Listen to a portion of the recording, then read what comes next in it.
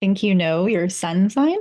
Well, think again. Not all Scorpios, Leos, or Pisces are cut from the same cloth. And that's because each of the zodiac signs actually has three different faces called triplicity decans.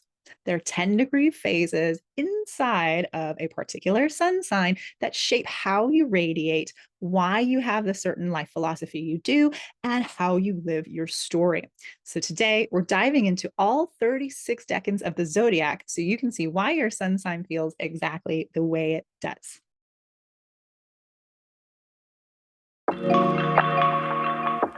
Hi, I'm Nikki, your astrologer at Illuminated Movement Astrology, and I'm really excited to do this video. I've been working on it for a while, and I want to start a bigger series about learning astrology. So today, as I mentioned, we're going to be talking about the sun and the three different types of each of the sun signs. So what's in this video? I'm going to talk a little bit about basic astrology first, how we look at the decans and the way that we do, and then I'm going to jump into each one of the decans individually. So feel free to skip around to the parts that are the most relevant for you. If you're new, thank you for being here. Welcome. I can't wait to dive into this subject with you. All right, for my new viewers, I'm going to talk briefly about the way that I use astrology, what I call my astrological lens. So, astrology is both a calendar and a language. Okay. And like languages and calendars as well, there's definitely more than one. So, there's a lot of different ways we can interpret the language of the cosmos, of the sky. And my two particular favorite at this point in my life are humanistic and evolutionary astrology. I'm not going to get deep into what those are specifically, but what I want to say is that both of these types of astrology, they're modern astrology, they're based on the tropical zodiac, meaning they are based on the seasons. They have to do with integrating your whole consciousness. So when we look at the different parts of the zodiacs, whether it's the planet, a sign, the aspects, the houses, how everything's working together, it's all about seeking integration and expression with the different parts that make up the totality of who you are.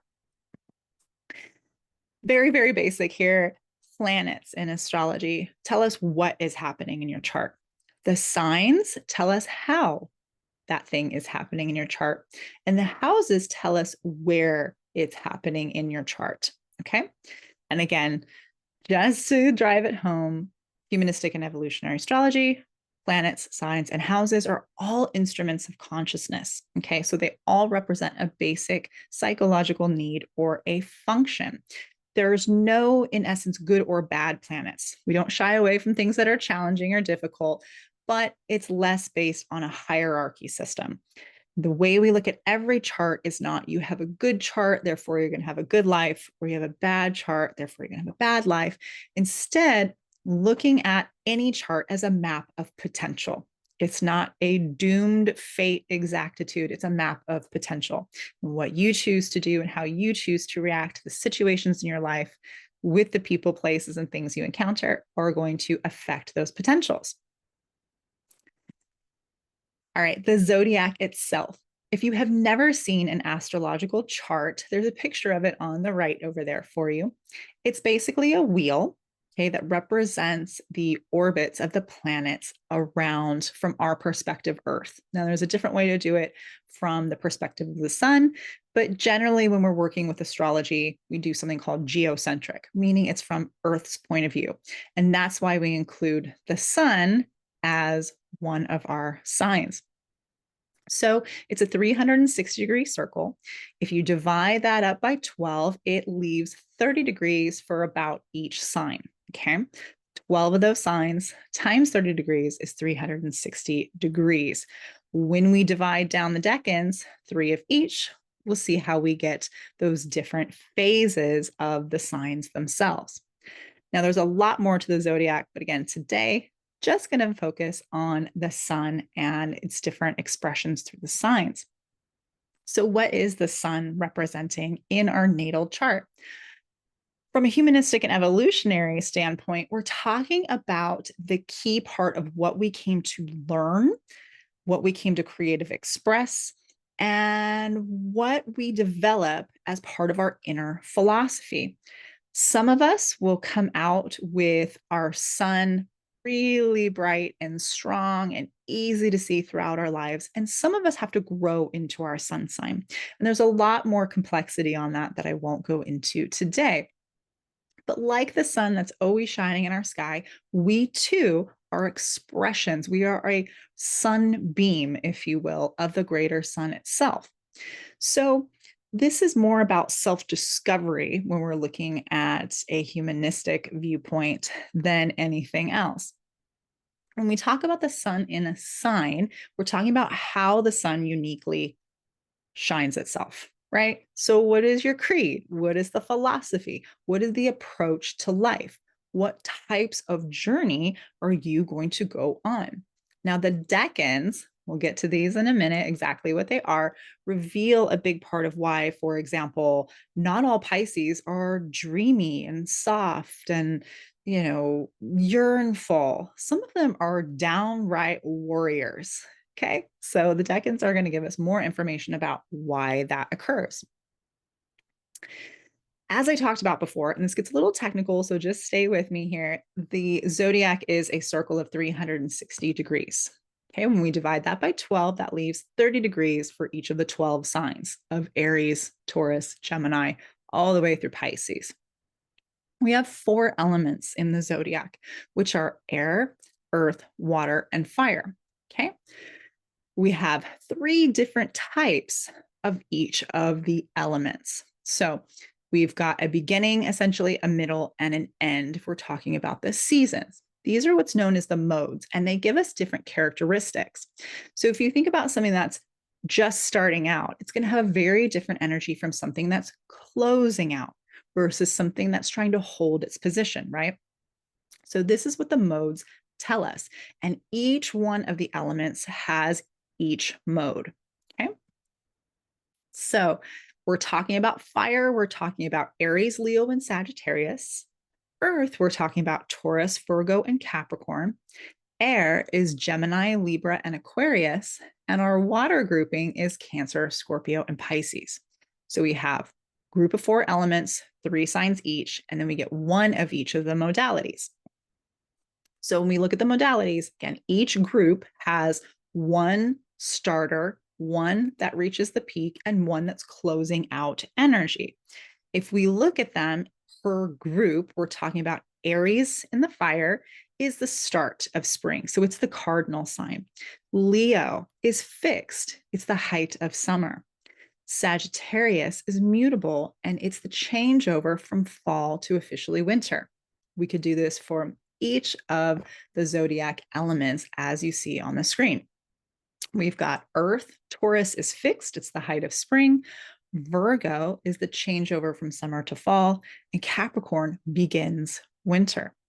In the air element grouping, we have Gemini. That's the changeover from spring into summer. Libra is the beginning of fall with the fall equinox. Aquarius is fixed. It's the height of winter. When we look at water, Cancer is the beginning of summer, so it's cardinal. Scorpio is the height of fall. It's fixed. And to close it out, Pisces is mutable. It's the changeover from winter all the way back over to spring. But even more than that, it's the start of a whole new cycle. The decans. So here we are. Zodiac. It's a circle. We know it's 360 degrees by now, right? So when we have divided up the 12 signs, Aries all the way through to Pisces, we get that 30-degree chunk of each sign. And then decans are 3 subdivisions within them that give us the more nuance I've been talking about. So Decan 1 is degrees 0 to 9. Decan 2 covers the degrees 10 to 19. And Decan 3 covers degrees 20 to 29. Okay, so this can be a little bit confusing because we start at 0 and go to 29. That in itself is the 30 degrees. So it's not degree 1 to degree 30. Okay, I know that trips some people up, but that's how we count it. 0 is the first position.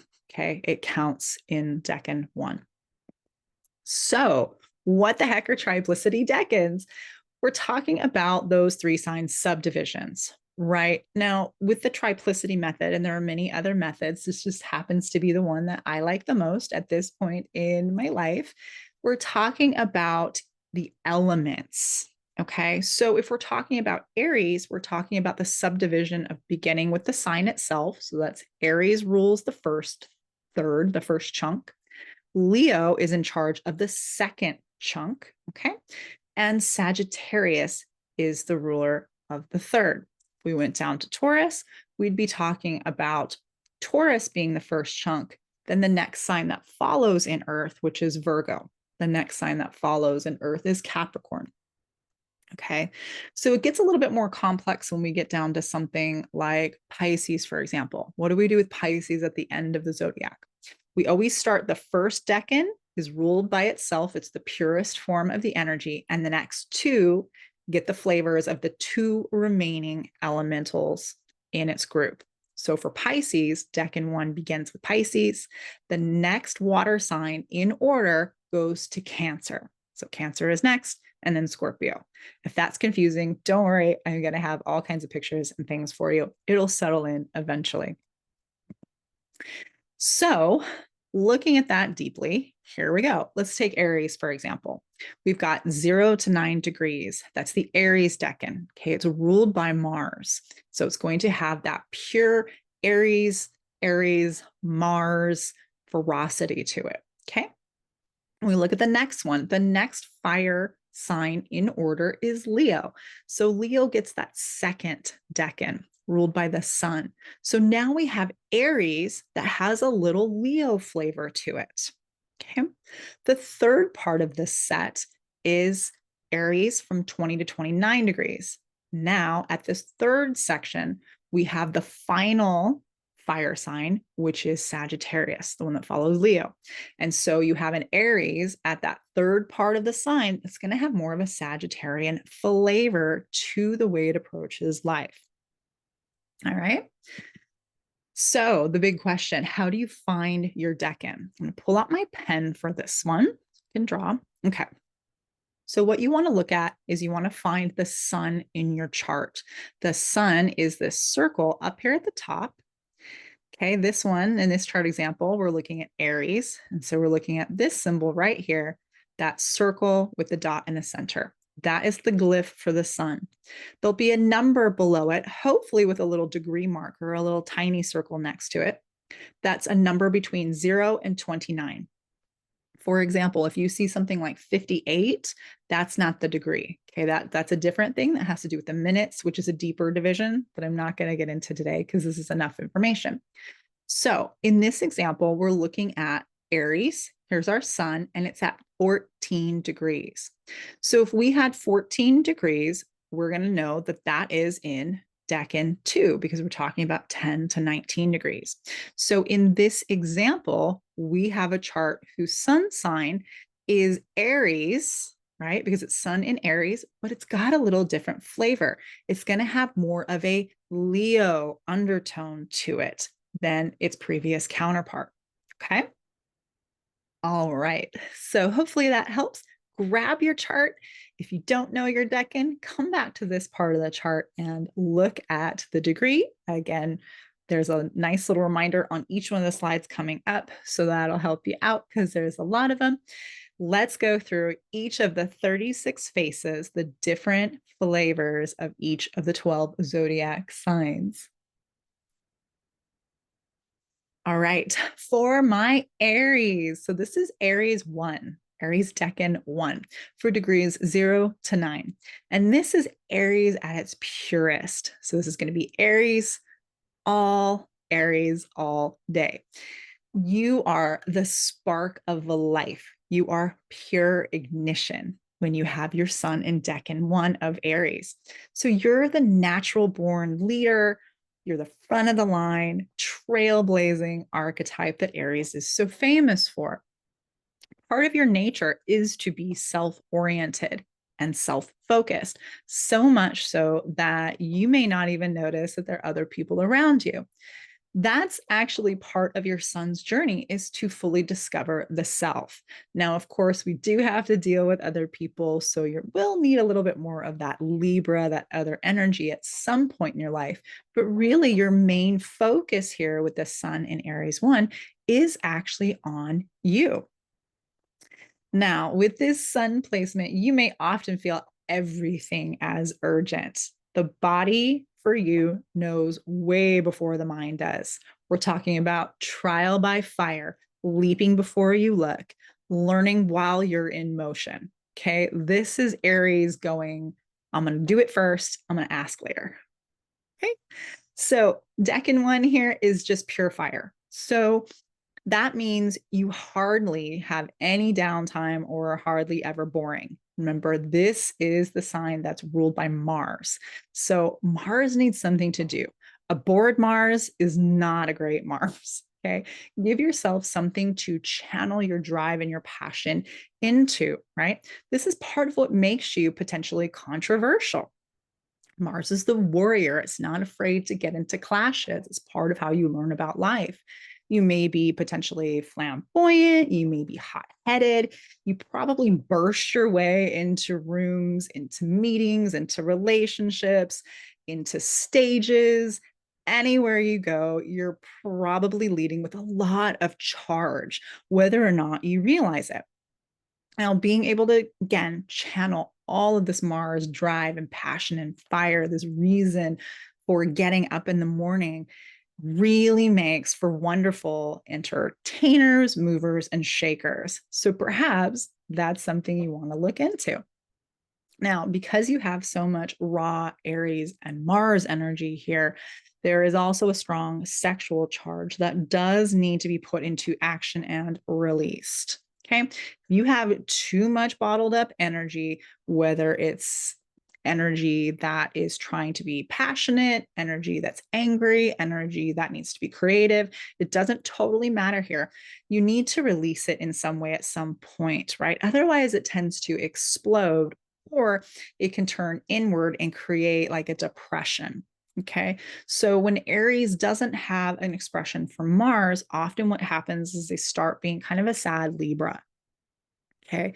There isn't that trailblazing. There isn't the adventure. There isn't the confrontation, literally leading head first into life. Now, there's some other things that could complicate that, but that's basically what we're talking about here. So again, when it comes to Mars, give Mars something creative to do. Give it an expression, give it emotion. Okay. Fire needs to be tended. You need fuel. Otherwise, you'll just burn out, right? Make sure that you attend to that nice fire that you hold so that it doesn't get out of control and burn everyone around you. And it also doesn't go out and cause you to be a very depressed, sad Aries. So for my Aries ones, let me know if that's you down in the comments and if you resonated with us. Aries 2, we're talking about the degrees 10 to 19. So this is where Aries shifts a little bit and gets some of the Leo undertone energies versus the previous decan, which was just all about Aries. So now the fire within you is becoming identity and radiance. With your sun in Decan 2, the trailblazing warrior meets the sovereignty of Leo. Remember, Leo is the lion. Okay, it's the king of the jungle. So you follow no one, and you probably work best leading or potentially taking charge of others, because Leo, remember, a lion takes care of their pride. So Leo has a lot more to do potentially with caretaking and leading from a position where Aries just by itself may just want to go and do their own thing. Okay. The energy here, not going to lie, can be a little ruthless because you place such high value on being respected and also being the pinnacle of your field. Okay. Your field could be your job, it could be your relationship, it could be in your family, whatever it is. Again, you are the apex with that Leo energy, and Leo wants to be at the top. That's just the way it goes. So you might think that this combination of Aries and Leo would create just a gigantic egomaniac, but that's not necessarily the case. It can be, but usually that's not it, because Leo understands at a certain point that they have to give back and they have to be generous. Okay, Leo also rules over the part of our chart that has to do with our inner child and children. So Leo is not at some point they're going to realize that they're not the only thing, but that they have to be the leader in order to take care of others. Okay, so once you reach that point here, there's really a fantastic leadership quality that comes through. Now, part of what can be challenging is you've got Leo who wants to be the pinnacle and the center of attention because that is part of Leo's purpose. Okay. You have Aries, that's the warrior and likes to be first. So there is this like raw, unfiltered, unencumbered candor, this honesty, right? That's difficult potentially for other people to not feel burned by. It's like when you've been in a dark theater all day and you walk outside and it's the center of, the daytime, and it's like, whoa, it's too bright. Okay, sometimes people can feel like that who are around you. It's like, dang, turn the intensity down a little bit, like can't see. Okay, so it could be that is happening. Or sometimes people will get really intimidated when someone is taking up a lot of space or shining their energy or really just being exuberant. Some people have a little bit of a challenge with that because it may remind them that they're not shining. And people don't like to be reminded of things that are uncomfortable about themselves most of the time, especially when maybe they haven't matured enough to get that everyone can have their place in the sun, right? So with your sun in Aries too, being held down or being held back is no bueno. Like that's going to make you roar, pull out your sword and start going for some heads, right? So whether you decide to charge at the offender full force, which can happen, or you turn that anger inward and just boil inside, depends on other factors in your chart, okay?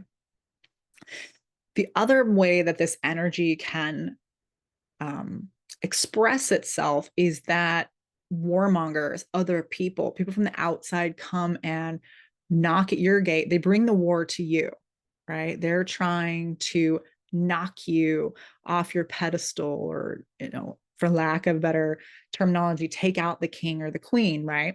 So that's a possibility here. The third thing is it's also possible that if you are holding energy inside of you, that you're projecting it out onto others. Okay. So just be aware of that. It's a tremendous amount of energy with this combination, and it really needs to be channeled into things that have high levels of integrity. The reason for this is because Leo gives Aries the ability to envision life in a whole new way, in a very powerful way that's backed by this fixed fire that can hold this amount of charge with all that passion, with all that vision, with the desire to potentially lead or protect or help out others. You have all this drive with Mars to make these things happen. It's a really, really powerful combination. You do have the ability to inspire others to greatness with this type of combination as well. So it's a lot for Aries in this second decan, but you are definitely up to the challenge. If you got Aries too, let me know in the comments below. Aries 3. So now we come to the final chunk of Aries. We've started off with Aries just being pure Aries in Decan 1, Aries getting a Leo flavor in Decan 2, and now in Decan 3, we're talking about Sagittarius energy, which is the final fire sign in the Zodiac. Aries 3 covers the degrees of 20 to 29. So now the fire that's within your Aries soul has a different direction. It has a need for a visionary quest. Your energy and your sun needs somewhere to go that's bigger. Okay, this is a hero or a heroine's journey of an epic proportion. You want to discover, to teach, and to elevate. Because remember, Sagittarius is ruled by Jupiter, and Jupiter wants to expand and to elevate. It brings that optimism, the luck, and the fortune that really helps Aries have a bigger vision than just moving, than just the impulse of going. So you are naturally going to be highly attractive. Okay. It might be lovers that are attracted to you. It might be quests that you're attracted to, but you have a nature that is fire and soul mixed together. It's magnanimous and it's passionate. This is like the big bonfire of the fire signs here. So you're as likely to break hearts as to get your heart broken. And with your sun here, adventures are perilous, right? Fortune is fickle. You know this all too well. You're going to have your share of setbacks, but if you persist, you can usually bounce back because you do have the good grace and fortune of Jupiter. Luckily, Aries 3 Decan here has quite a sense of humor. So you might be bawdy, as the centaurs are known for being kind of bawdy and raucous and perhaps a little drunken. You have a humor that's kind of off, it's blunt, it may be a little bit dark and satirical, but it really can still at least brighten up your mood, but often it'll brighten up the moods of people around you in some of the worst situations. And when things lighten up, sometimes they move a little bit better, right? Perhaps your biggest challenge with having your sun here is excess, because Jupiter expands basically indiscriminately. So it's going to take the impulse of Aries, that drive, the want to be first, the need to explore, and just blow it up to bigger proportions. Okay. Even the most optimistic and jovial souls get pushed too far, and you're included on this one, right? So when push comes to shove one too many times, you might find yourself either in an explosive temperament or looking at the ashes around you, right? Always questing for bigger and better and more can actually extinguish your flame, right? You get burnt out, can also reduce your energy level, your finances, your relationships, whatever it is, to ashes around you. Okay. So this is one of the big challenges of having Aries with this Sagittarius undertone to it. What you need to do here is to use Sagittarius as bow and arrow, right? The centaur shoots the arrow. That's the glyph, is the arrow for Sagittarius. So what you need to do is take Mars's passion, directed energy of Aries, give it something to do, give it somewhere specific to aim. So you're not just going out and trying to conquer whatever, you actually have a vision, which is really, really important here. Okay, you have a target to actually shoot at. Your key is to remember adventure becomes liberation. It becomes exciting when it's guided by truth and it's not just raw adrenaline. Let me know if you're in Aries 3 and if this resonated for you in the comments below. All right, Taurus 1. So the beginning of Taurus, we have its own sign. So you are in the pure Taurus Decan at 0 to 9 degrees here. When you have your sun in Taurus 1, life is a sensorium. You are rooted and centered. Taurus experiences life through the senses first, and you probably know this better than most. This decan is the most tactile and body centered. Taurus in medical astrology rules the throat. And if you have your sun in Decan 1, you have an affinity for speaking, for singing, for acting, for gabbing, for orating. There's a little challenge here, though, because while you have all of these beautiful Venusian qualities that make your voice or your writing style, your singing, whatever it is, very seductive and very lovely, it's not without controversy. So be careful when you're using your voice not to let it wander off into the pastures of things like gossip or slander or tyranny or too much Machiavellianism. Okay, Machiavelli had some planets in this part of the sky.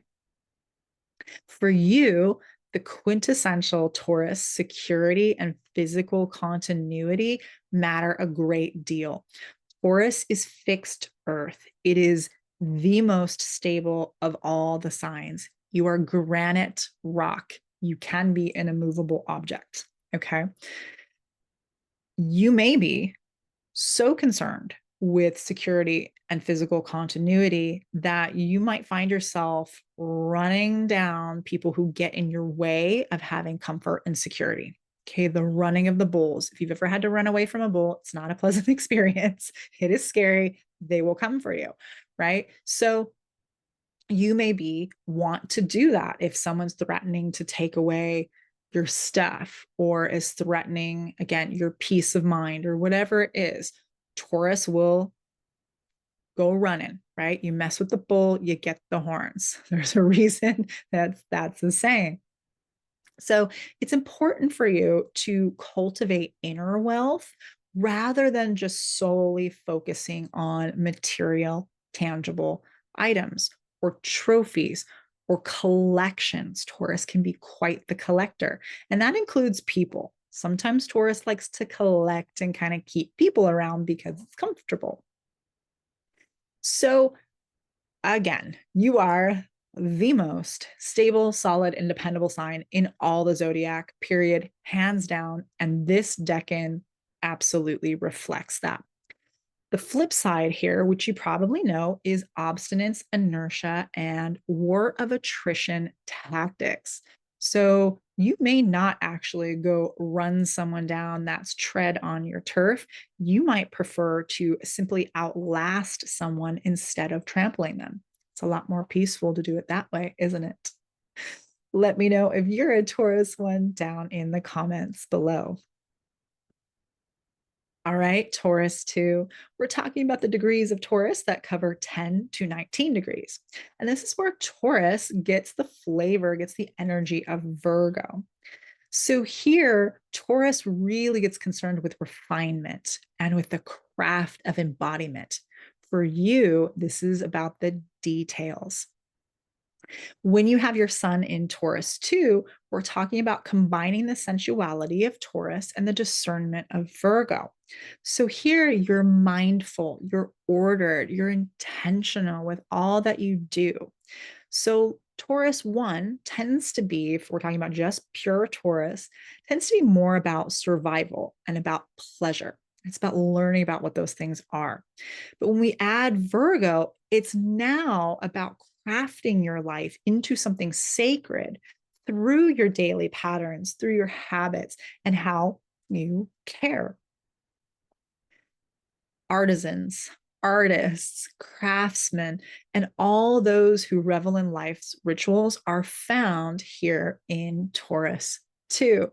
So whatever you put your mind to, you do so with detail, with precision, and with good management.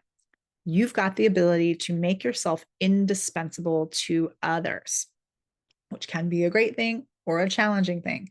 So watch out for becoming someone else's crutches, being so indispensable they can't live without you, or chaining yourself to someone, being so indispensable you can't live without them, right? This is where Virgo's impulse to be of service can get flipped into being of servitude. And we don't want that, right? You are able to keep going when the going gets tough. You rise often through your sheer determination to quit.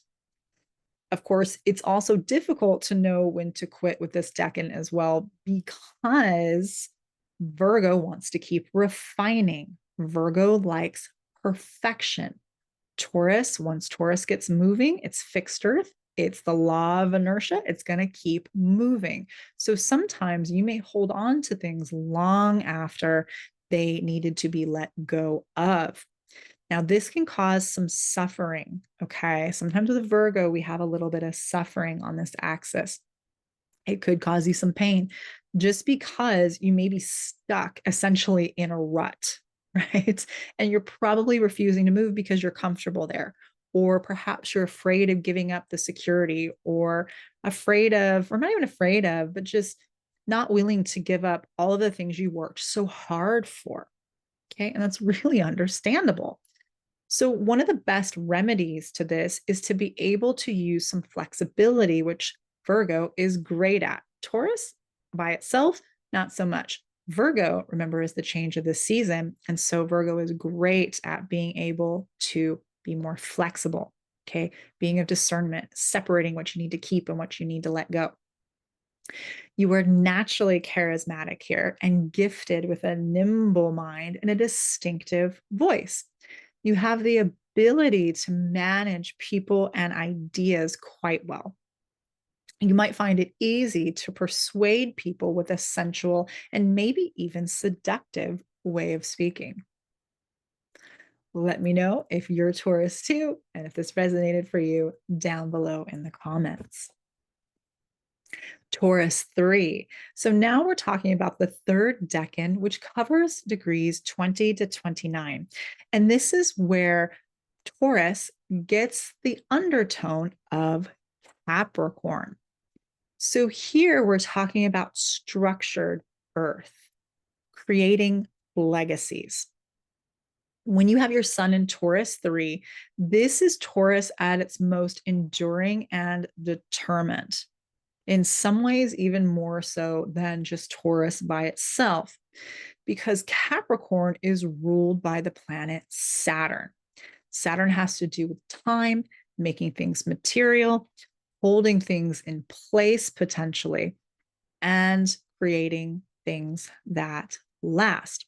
So for you, life is about shaping what's around you, these tangible goods, into something that's more permanent, not just surviving or pleasuring like Taurus 1, not just about crafting like we talked about in Taurus Decan 2, but really leaving a mark that lasts long after your physical body is no longer here.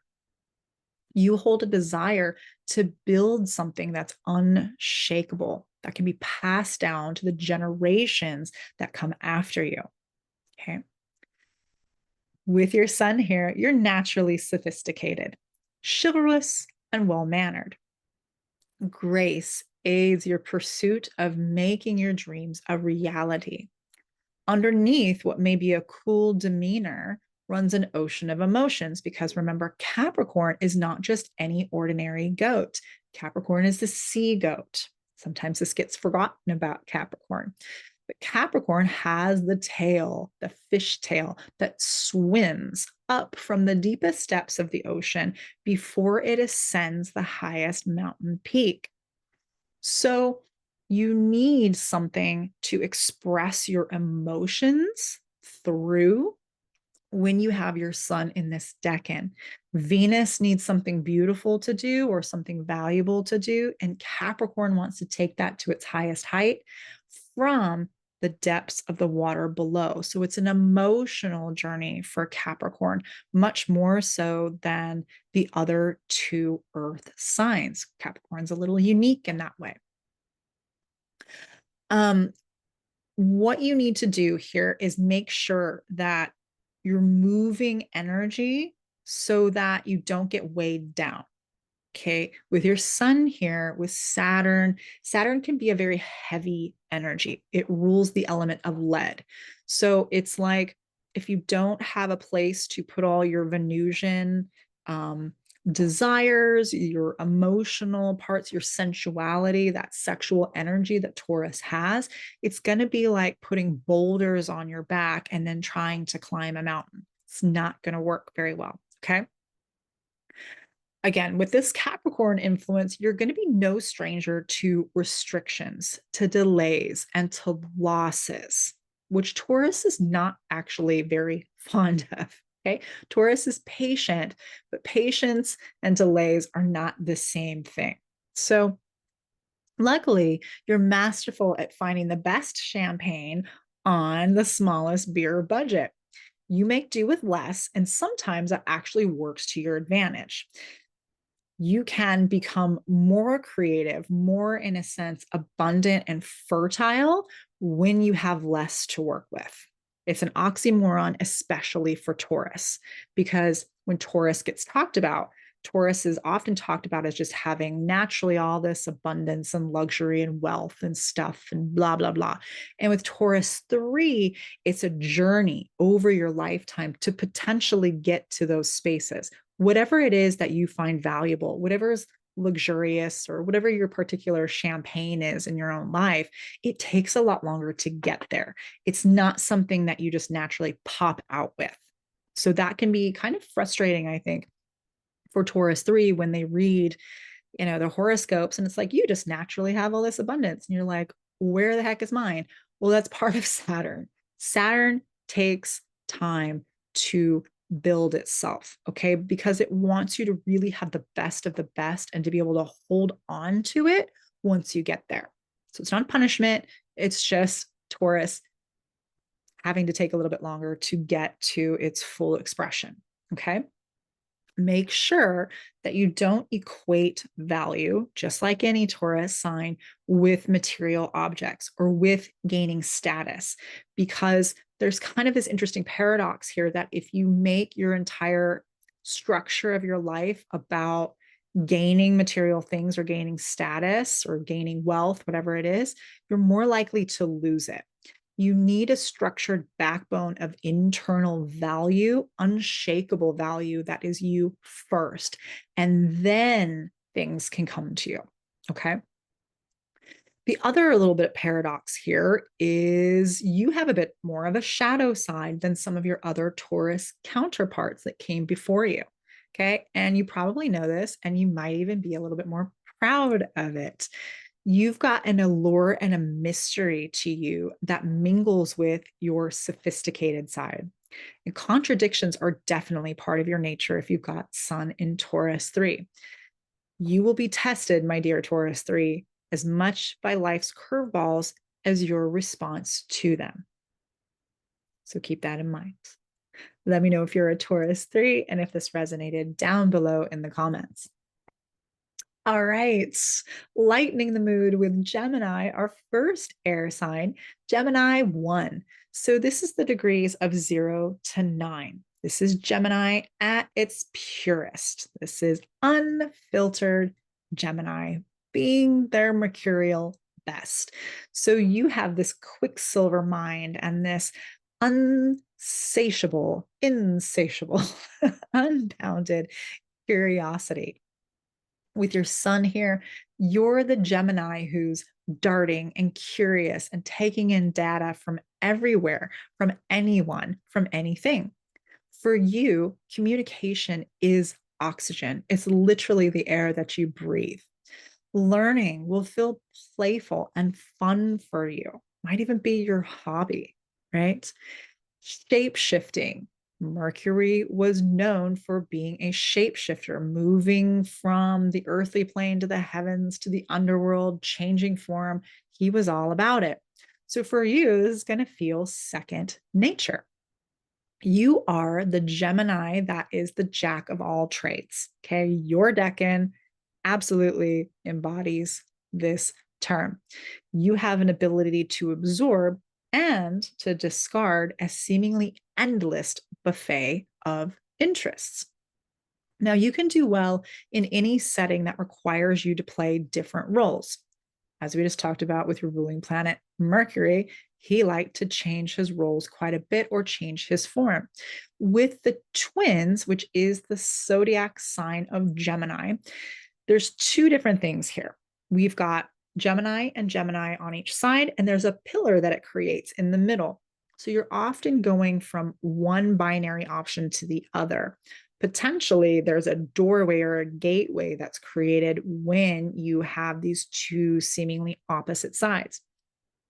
In some of the mythology of Gemini, the twins, there were actually two sets of twins. There was a male set of twins and a female set of twins. One of each of those was mortal and the other was immortal. So this is why you really need a lot to play with. You need to be able to express yourself in different ways or wear different hats, as they say. If you're working a job, you're not going to want to do the same thing all day, rote repetition. It's going to make you nuts, right? The thing is, you want to make sure that you don't spread yourself too thin because that's going to create nervous exhaustion for you or mental fatigue. And that's not great. So, this is a tendency with your Gemini sign, but it doesn't have to be a requirement. Okay. You are quirky, you're irreverent, you're irresistibly witty, and that can easily charm people with whom you encounter. But just resist the temptation for too much sleight of hand, being a little bit too tricksy with your energy. Okay. People don't like that. Duplicity can save your skin in the short run, but in the long term, it's got some not so great consequences. Because you're a twin, when you meet other people, you naturally want to twin, meaning if you're the friend of the group that talks a lot, your other person doesn't. If you are in a relationship and the person is very into the outdoors, maybe you're into staying at home. Okay, so there's something that tends to be a little polarizing here. It's possible that you can also mirror other people's traits, that you'll see them and you'll start taking on what they do as though it's your own. There's a little bit of a parroting type of effect with Gemini energy sometimes. Now, the danger here is taking on the projections of other people or losing yourself so much because you're trying to find the other parts of yourself that you don't even know who you are anymore. Okay. So you definitely learn by encountering other people. You learn about who you are that way, but make sure that you actually have a pillar inside of you that is you, that you don't get lost in trying to be like everyone else or being the opposite of everyone else. Gemini 1, let me know if that resonates for you. All right, my Gemini 2. This is the degrees 10 to 19. And this is where Gemini gets the flavor, gets the undertone of Libra. So in this decan, your mind becomes more relational. You find harmony through words. With your sun in Gemini 2, we're talking about refining Libra's era of diplomacy. Okay. Words now from Gemini are not just clever, but they're bridges. So you're gifted with the ability to mirror, to harmonize, and to bring ideas to the proverbial negotiating table. Now, anyone who mistakes you for a soft, guileless target will find themselves woefully outmatched. You are strategic, you're tactical, and you enjoy the hunt. But instead of using a bow and arrow, like, say, a Sagittarius, you use words and intellect and charm when you're going after your prey. So, sometimes this may mean that you also enjoy playing the role of a bit of a scoundrel. It makes for great theater and great villains because, let's be honest, villains always get the most interesting and complex written parts of all in any hero's journey. Okay. And being the baddie may actually benefit certain situations for you. So use this role, but use it wisely, because remember, Libra is the scales. The scales of justice will always balance themselves out. So as much as it might feel good to be a little bit of the villain here with that Gemini wanting to twin, the Libra having to figure things out, weigh them out with the scales, instant karma is going to get you at some point. Be careful also of saying what people want to hear. Libra is famous for not liking confrontation, which is actually a little bit ironic because Libra is a cardinal sign, and all of the cardinal signs have to deal with life's challenges. So you've got your Gemini energy here that also is mutable. And so you've got the challenge of changes happening, but you've got this Libra undertone that's like, I don't really want to deal with conflict though. I'd rather just be charming and talk my way out of this. But here's the thing, when you just say what people want to hear, it doesn't always work out, because then they start to perceive you as being someone who's flaky or untrustworthy, or again, maybe a little bit more of a scoundrel, because you've got that Gemini trickster and the Libra not wanting to be confrontational going on at the same time here. So make sure that you conduct yourself as best as possible whenever you can.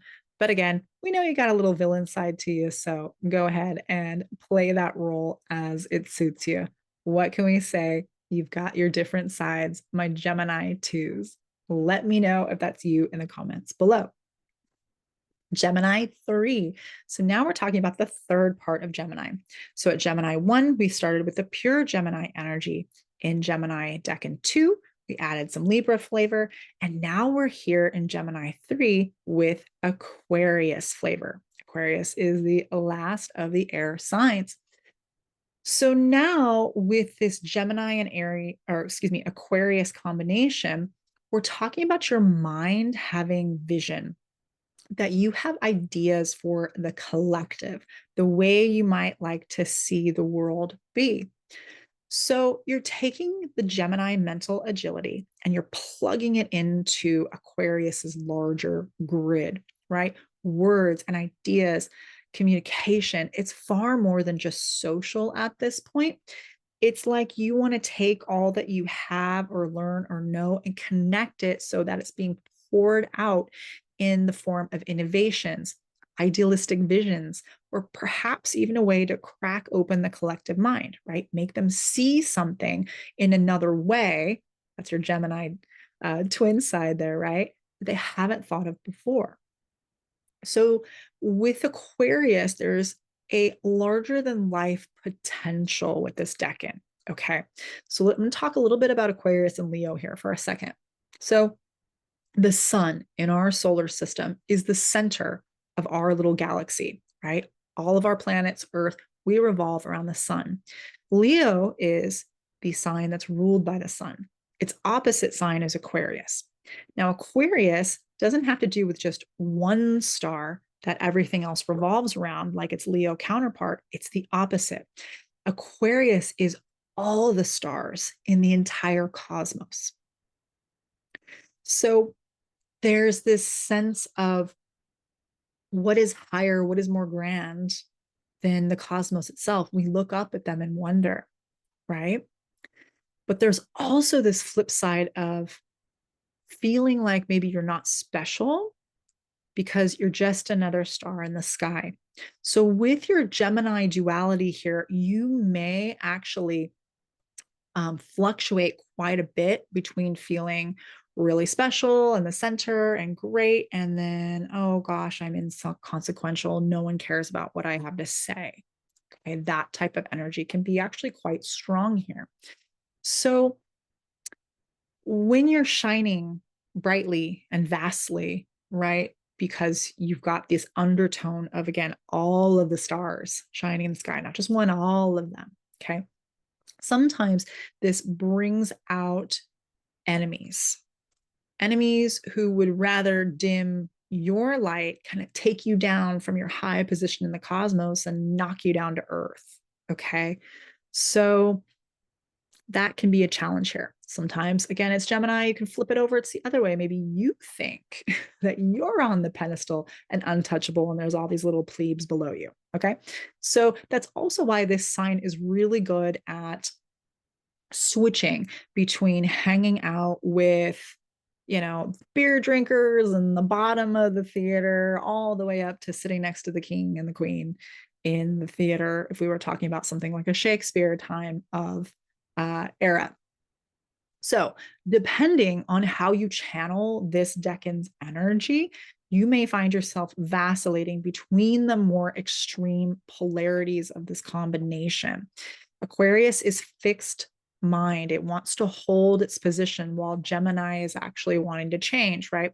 So because of this, in a sense, energetic, what do I want to say, like headbutting here, that can be happening within you. You may really, really hold tight and then swing to the other side. And it's like, whoa, what happened? You're like, I don't know. I'm going to swing back the other way. Okay.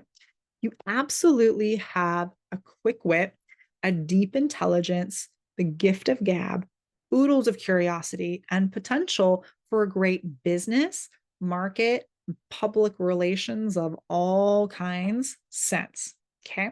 And you definitely have a youthful energy that extends all the way through your older years. Let me know if you're a Gemini 3 and this resonates for you in the comments below. Cancer 1. So we come along to the first of the water signs. Cancer 1, we're talking about the degrees 0 to 9. So this is Cancer at its purest essence.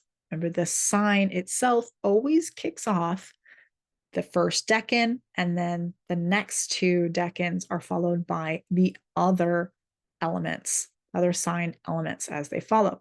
So when you have your sun in Cancer 1, this is Cancer at its most radiant. Here you have the essence of adoration, of ferocity, of ambition, this emotional range that's on full display. Because remember, Cancer is ruled by the moon. The moon has many different phases, from hardly seen, visible at all, right? That dark new moon, to shining extremely brightly at the full moon and back again. So when your sun is in Cancer 1, you're finding all about how emotional security works for you. What does that mean? What does it mean to have a sense of belonging? What is it like to have roots? Okay. This is your life's journey. Now, because you've ruled by the moon, you're going to find yourself at a metaphoric high tide and low tide more often than many of your associates or friends or family, okay, unless they're also Cancer 1. And again, this has to do with the moon, but it also has to do with Cancer being the start of summer. So Cancer likes to initiate new things, and it's changeable because of the moon. So you have this need to initiate, to begin, and to start things cyclically. You have a rhythm to you that vacillates between needing to rest, retreat into your shell, and then going full out and on into whatever it is that you are pouring yourself into, your emotional connection into. Okay. So for you, there's also a distinct sense of competition underneath the surface here. When I read a lot of the, descriptions of Cancer, and they just talk about, oh, you're just emotional and want your blankie at home. It's like, have you ever seen a crab or met a Cancer? Because I feel like you haven't. You're really formidable here. Okay, you are ambitious. You have a goal. Okay. You have an exoskeleton. You literally wear your armor on the outside because you've got a soft, squishy inside. You also have these really strong crab claws, right? That can break things apart, literally, or hold on very tightly. Cancer, the glyph for Cancer, and if you look at Cancer crabs themselves, they are circular. You enfold and hold things.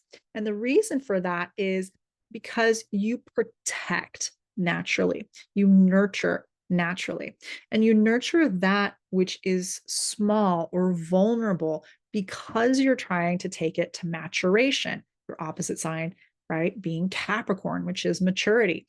So whether this is a child or a business or a cause or a pet, it really doesn't matter. You need someone or something to be able to nurture, okay, to feel emotionally resonant and connected with. And if you don't, you may feel purposeless or lost or crabby, right? That famous moodiness of Cancer, because you don't have something that you are enveloping and holding and trying to grow. Okay. Now, the other caveat here, the flip side of this is don't mistake caring for something outside of yourself as caring for your own self. And I would also add here, I wish I had put it on the slide, but I didn't,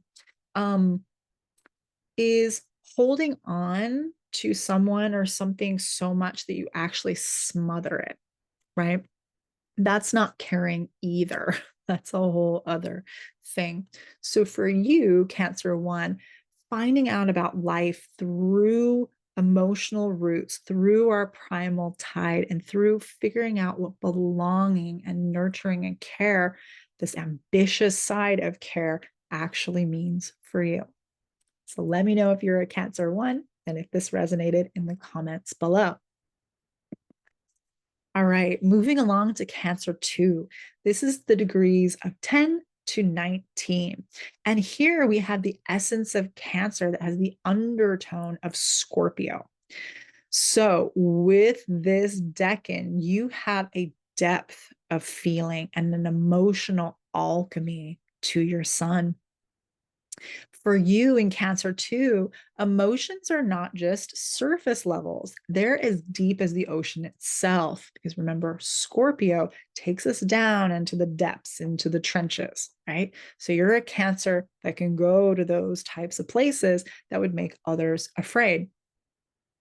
You have leadership qualities here with Cancer that meets the underworld. And what emerges is a wizened Cancer sign that blends this old soul wisdom with a sultry magnetism that comes from the Scorpio infusion. Now, with the addition of Scorpio undertone to your Cancer sun, jealousy can be a real challenge here. That may come through other people, or that might come from within you. You also will crave depth here, intimacy. Okay, Scorpio is all about intimacy. Cancer wants, right, to emotionally bond and belong. So you're going to have that really strong here with Mars being Scorpio's ruling planet. You have more of a passion than just Cancer by itself. What you're also going to get is courage from that Scorpio undertone to move through shadowy territory. Okay, both in the way that you approach life yourself, but also how you expect others with whom you want to bond to be able to handle. Okay, you're intense. You're the intense Cancer. Okay, so for you, healing and emotional security comes through an emotional death and rebirth.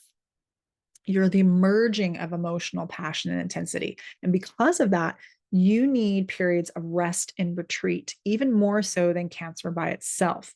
Remember, Cancer is ruled by the moon. So just like the moon is shining fully at some parts of the month and almost completely or invisible to us at others, so are you. And if you don't have it, these periods of rest, these periods of withdrawal,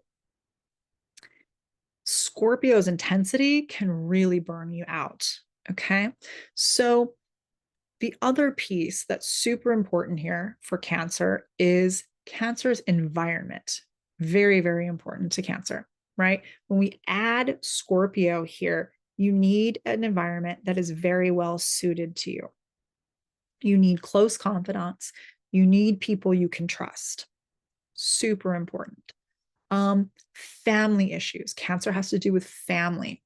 They may be a little bit more challenging here when we add Scorpio in, whether it's that the emotional tide of the family gets a little bit more intense, or perhaps it's a little bit more prickly, okay, with that Mars energy here. That's a possibility. Or it also could be a possibility that it's hard for you actually to extract yourself from a difficult family situation because Scorpio is fixed water and wants to hold on. Cancer has got the claws, wants to hold on. Okay. So that gets intensified here with this Scorpio undertone in Decan 2. The other piece that's really difficult here is Cancer dealing with memory, okay, the past, which is a great and beautiful thing for Cancer. But when we add Scorpio here, sometimes you can hold on to the past too much because Scorpio is trying to fix and hold that place into energy, or excuse me, hold that energy into place.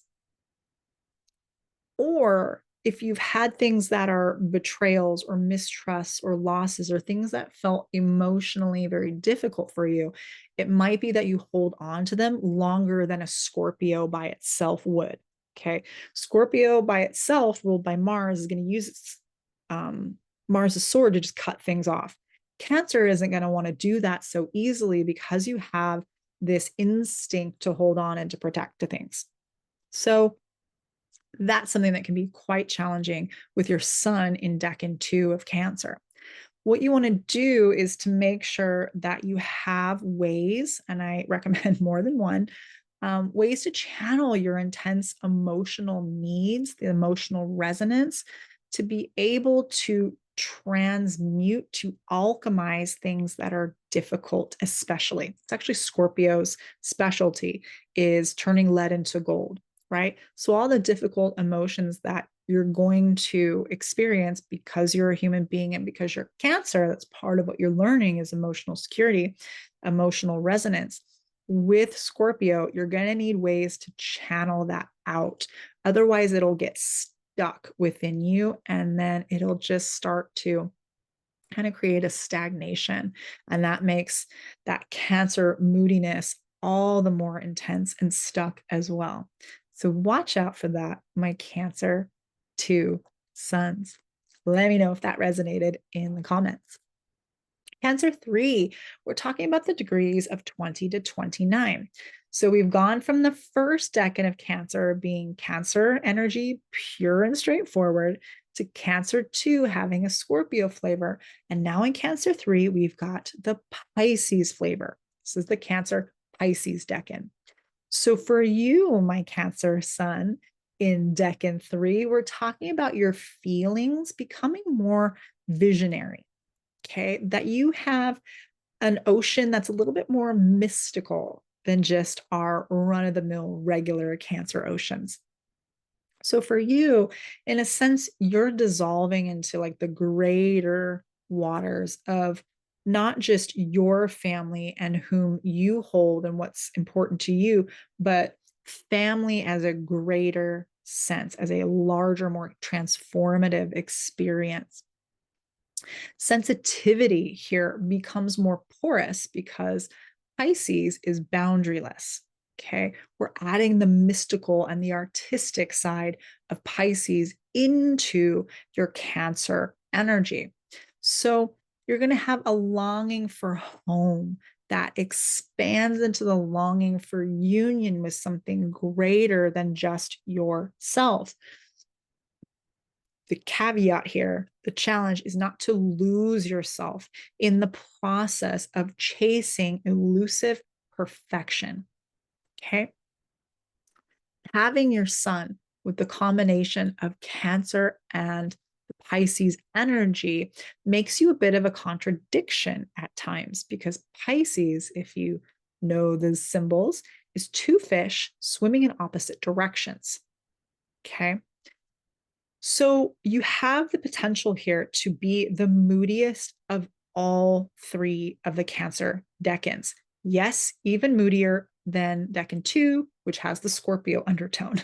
So we have this variability, this changeability with Pisces energy. It's the mutable, the change of the season, with Cancer ruled by the moon, always changing its phase. So it's like change on change. Okay. And we're talking about the emotions. So it's like, woof, that could really be something that has, in a sense, so much variety that it either feels, is experienced as, or is reflected back to you from other people as volatile. I hope that makes sense. Okay. So Cancer wants to initiate. It's the beginning of summertime, right? Pisces, as we just talked about, is mutable. It's changing things. It's kind of boundaryless. when you put those two things together, it can create some procrastination. Okay, Cancer wants to go and start and do things. Pisces is kind of like, yeah, well, we could maybe yes, maybe no. Okay, so make sure you have outlets for your floods of emotions here, but also see if you can find yourself a stabilizing force. Okay, someone or something, and again, this depends on your whole chart, what else is on your chart, something or someone that can help you be accountable and continue to move forward in your aims. Okay. And again, things that help you release your emotions because you're going to have a lot. Okay. Or people that are understanding and not really ruffled by someone who's, yeah, very chameleon like, very changeable. Okay. Someone that doesn't bother. Okay. So daydreaming for you is really important. And you might be doing that one moment, and then you might feel apathetic and uninspired the next moment. Okay. For you, you need to connect to the muse, whatever it is that you're trying to initiate, that you're trying to work out, to hold and protect. You need to have something, in a sense, higher than just you, bigger than just you, to channel it through. Okay. So that could include things like music or arts, or caring for, but not drowning, a person, a project, a partner, a pet, whatever it is. Spirituality can be much more present here with this Cancer Pisces combination as well. As I talked about earlier, you're going to have a little bit more turbulence in your life than the other Cancer signs that precede you. So get yourself a stabilizing force, whether that's a person or, again, depending on your chart, perhaps it's a part of you that can do that. You need a safe haven to come home to, okay? Because you're going to have a little bit of this Pisces chaos, and some of it's going to be down into the chaos, right? That's where we can get the wasting of valuable time, wasting of resources, procrastination, escapism, that kinds of thing. So you want to make sure that you don't get stuck there, okay? That you have a place that you can go and retreat when Cancer needs to retreat into its little shell, right? So that you don't get people or things that just sap your life force, because that's a real possibility when you add Pisces, this porousness to Cancer's ability to just care and want to protect, and the ambition and the drive of wanting to do things. You can kind of get caught into putting your emotional energy into things that don't actually serve you. So find some stability if you can, my dear Cancer threes. Let me know if that's you and that resonates in the comments. Moving on to Leo. Leo 1. This is degrees 0 to 9. So you are the pure Leo Decan. Each of the signs starts with its pure essence first before it gets more complicated as we move along. So for you, you're pure Leo, right? You are unapologetic radiance, the pulse of life that declares, I am here to shine. You're not subtle. You're meant to be seen. Okay. And you're probably extremely dedicated to your path and loyal to your heart's joys, whatever those may be. What you create to last, because remember, Leo is a fixed sign. It wants to be the height of the season. Once you get going, it's hard to stop or slow your roll.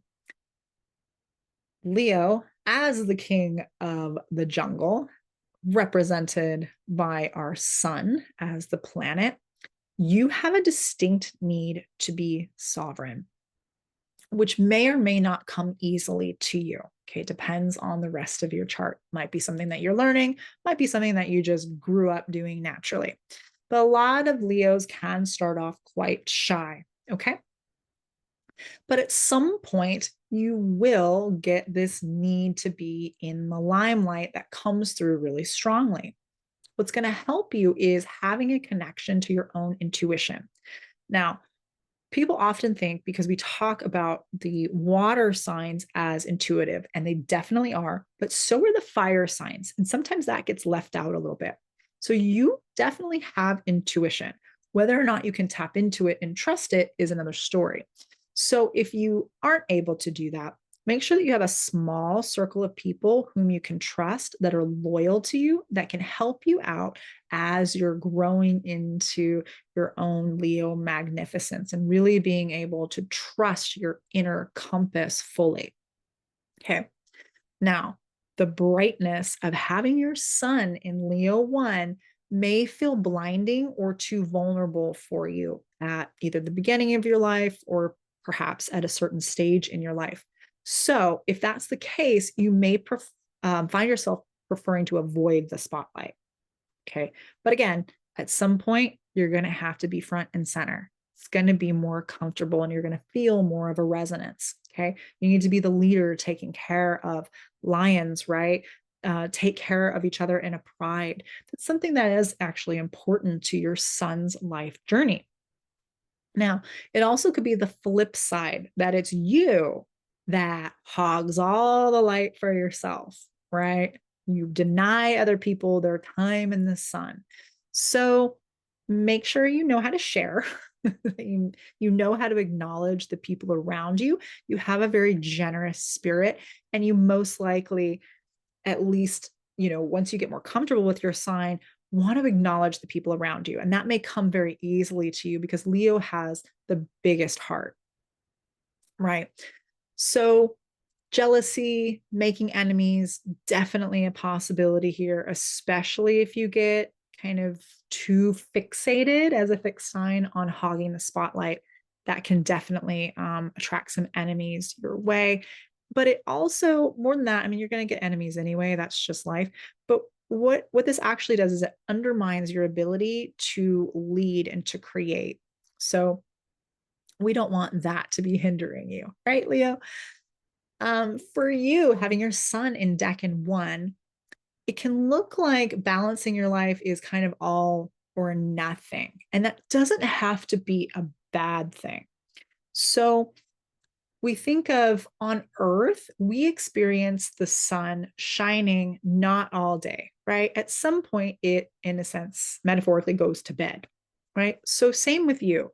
Even though the sun is our central star in our solar system and shines all day long, no matter what, you're a human in a body and you can't shine all day long, all the time, 24/7, 365 without getting burnt out. You have more energy reserves than just about any other sign, definitely any of the signs in general, but probably that you have the most here. You can do a lot with your energy. You have the battery that doesn't wear out, but just make sure you take care of your health, right? If you start noticing that you're getting into accidents more or things are kind of going awry, it's probably because you need to take a rest. And it's not going to necessarily come as first nature to you. Okay. You're a cat, you've got 9 lives, but don't push the envelope trying to go for a 10th when you could have just, taken a beat, taken a rest before you jump back into action and claim your beautiful, amazing Leo throne. Let me know if you're a Leo 1 in the comments and if that resonated for you. Leo 2. So in the second decan, we are talking about the degrees 10 to 19. And this is where Leo gets a Sagittarius flavor. Okay. Sagittarius is the sign that follows Leo. And so that's why this one comes next. Here with Sagittarius, we have an influence of expansion because Sagittarius is ruled by Jupiter. So now we have your Leo radiance that needs something bigger and more to do if you thought was possible. Okay. So in essence, you're a bonfire of energy. You're not just like the fire of the sun, you're like a fire of 1,000 suns. Okay. So because of this exaggerative nature of Jupiter being added to your mix, this also means it's going to exaggerate the best and the worst of Leo. Okay. And secondarily of Sagittarius. So you definitely have the biggest heart of them all. You've got the grandest plans and visions of them all. So you need this big, larger than life mission to pour all of your heart and your radiance, your energy, your passion, your drive, your enthusiasm into. Okay. Now, we know Leo likes to be appreciated. You are definitely no exception.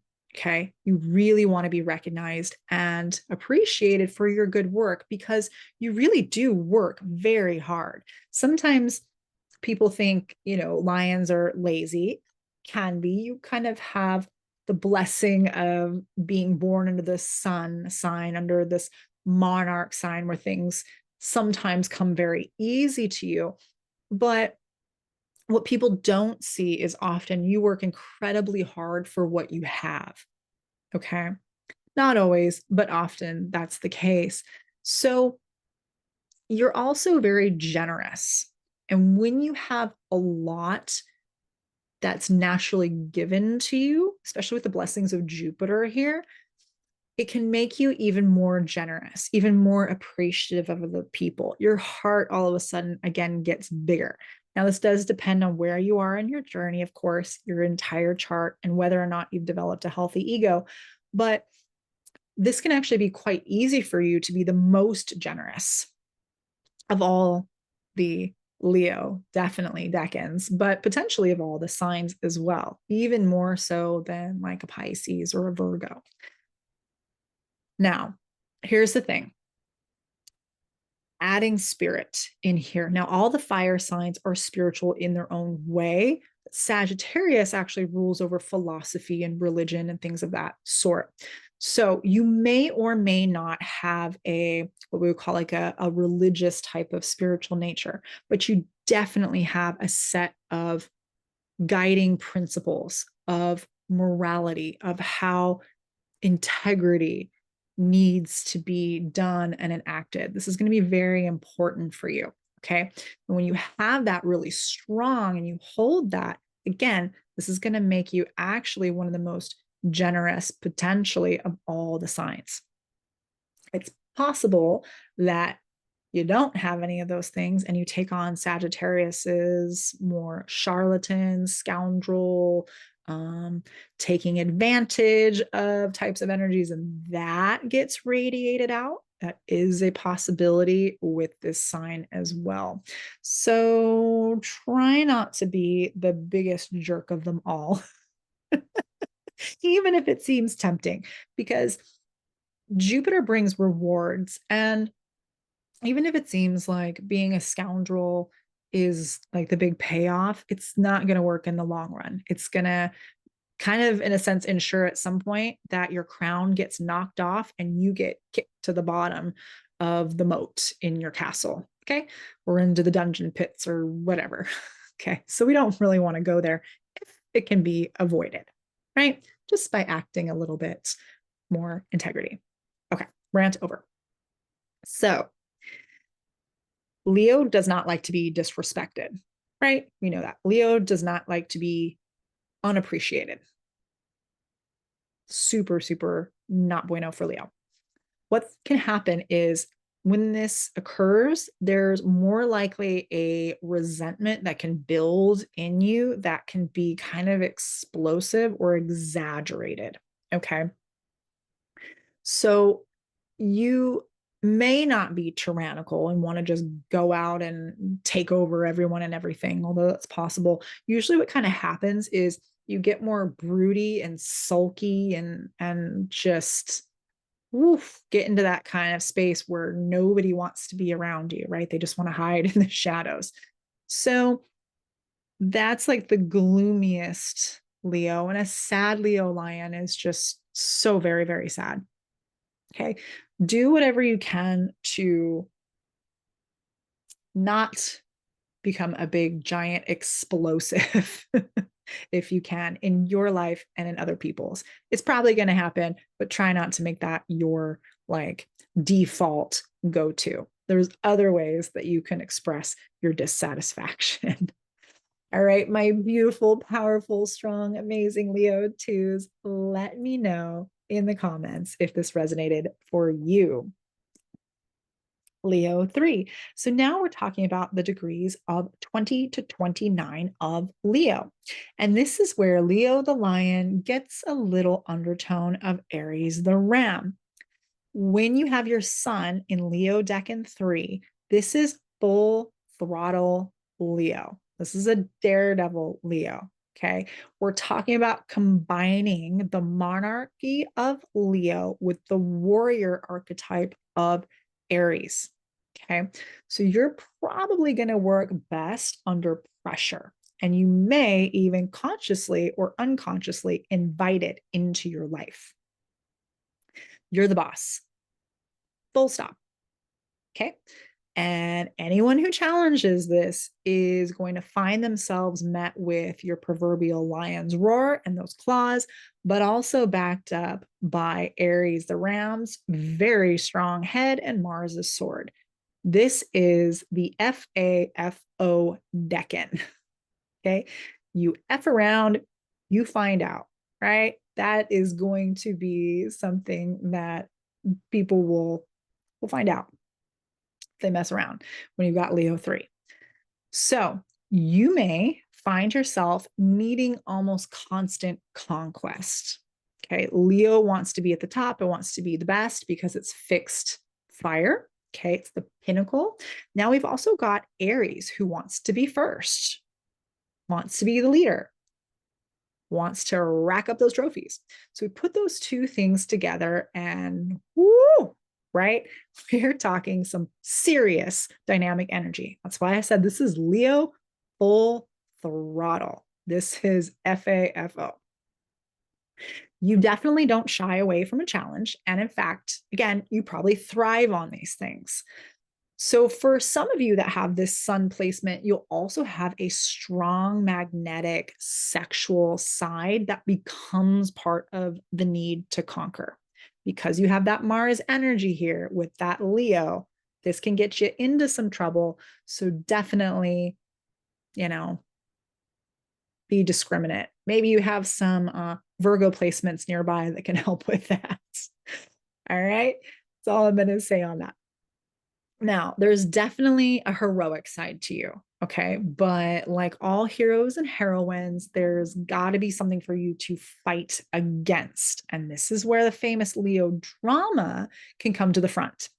And I want to say with this Decan, well, it doesn't have to be a problem for any of the Leo Decans. It's part of what he came to do, right? If you channel it into a way where it works out better and isn't causing strife for yourself and others. Doesn't have to be an issue. But especially when you have your sun in Leo Decan 3, if you choose a profession that thrives on drama, on competition, on being the best, right? Being the top of the top of the top of the top, it's going to work out potentially a lot better for you, right? Because Mars is going to have something to do and Leo is going to want to shine.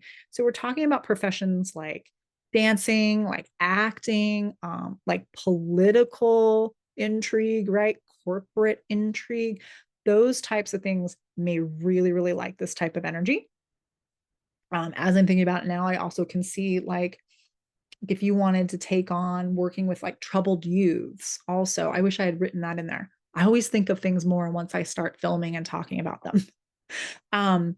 Something like that, where you can like help troubled teenagers or people that need guarding and protecting, where you can take the jabs and you can kind of just hold the energy for young people. That would also be great. Okay. And especially teenagers are already tend to be a little bit more dramatic, and that's just because of their growth cycle. That's a good thing. So you probably can handle that quite well and could be very effective in a sphere like that. I really wish I had written that on the slide, but oh well. Yes. So with wanting to be the best, be number one, be first, you're the boss, full stop, FAFO, there is a possibility here that either you are a bully or other people perceive you as being a bully because you have so much highly charged, dynamic, for some people, overwhelming energy. Okay. This can really be like a hyper intimidating place to have your sun. Whether you mean it or not, it's just one of those places where that can be a thing. And when people are intimidated of you or afraid of you, it's possible that it's to your benefit, depending on what you're doing. But sometimes it's not. So make sure that whatever you're doing to the best of your ability, you do with integrity, right? Being a boss, being a leader, being a king that cares for their kingdom or queendom, right? Being the Leo that takes care of their pride and puts pride in what they do. That's a very, very Leo natural ability that you can tap into. So make sure you tap into that instead of being cruel or bullying or a tyrant, right? Using that Mars energy for defending, for passion, for creating environments that are just and strong, right? But not cruel. Again, you might be accused of it because some people are just not going to be able to handle your energy. It's just the way it's going to go with this Decan. So that may or may not bother you, again, depending on what else is going on in your chart. But what can I say, honeys? You got one of the most powerful and potent Decans to work with in this lifetime. So I'm really excited to hear if this is you and what you've been doing with this energy. So let me know in the comments. Virgos, my beautiful, amazing Virgos. We're talking about Virgo Decan 1. So this is the degrees 0 to 9. And this is pure Virgo energy. Okay. So with Virgo 1, your sun here, you have this analytical mind. You are the one who notices everything. You have the impulse to refine, to perfect, the urge to strip away that which is excessive and unnecessary so that you can reveal what's essential underneath. The beauty of having your sun here is clarity. Now, with Virgo, also with Pisces a bit too, the axis of Virgo and Pisces shares that your clarity can be hard won. It's because there is sometimes a little bit of suffering that happens with these two signs.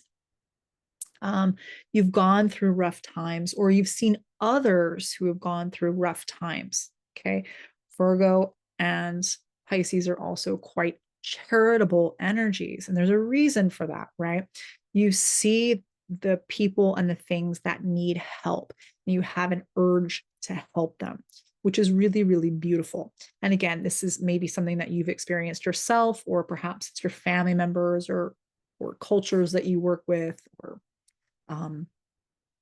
animals, whatever it is, that have gone through it. They've gone through the hard times. Okay.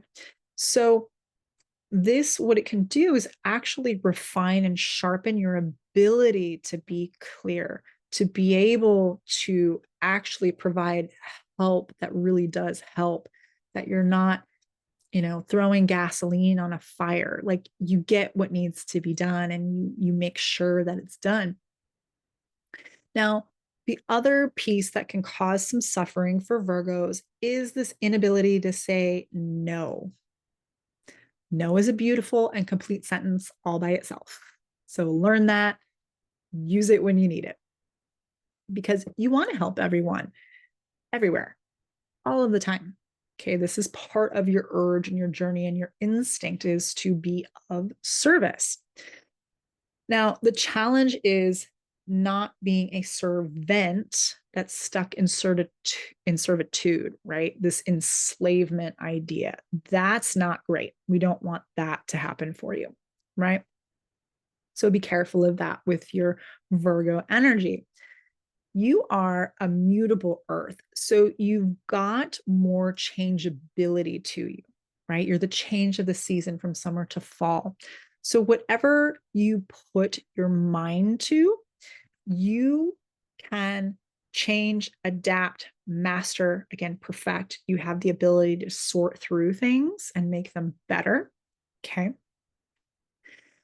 With Virgo, there's always something here that goes along with modesty. Virgo is modesty is an interesting thing, especially in modern times, but it's like you can be whole unto yourself. It's really part of Virgo because the next sign that follows Virgo is Libra, where we meet the other in relationship.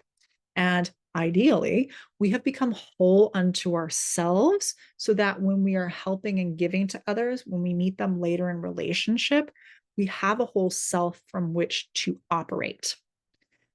Now, that doesn't mean that you have that mastered right away, right? Understanding how to be whole unto yourself means you've probably going to come across situations or times in your life where you've abandoned yourself. And abandoning yourself can come with being too giving of yourself, right? Not learning how to say no. But it can also be having standards that are too high, being kind of obsessed with perfection, with flawlessness, because unfortunately, we are very flawed humans and we're not perfect. Even you're not perfect, right? So just be careful of abandoning yourself in that kind of way. Criticism is one of your strong points, and it's actually a very great asset to have. We need people that can critique, that have an eye to see flaws and things and refine them and make them better, especially in fields where a small detail can mean the difference between like life and death, for example. Really, really important. The challenge, the kind of problem is when we get overly critical. So we rip ourselves to shreds, right? Or we rip other people around us to shreds with our constant nitpicking, making ourselves or other people feel like they're never good enough and they're never going to measure up.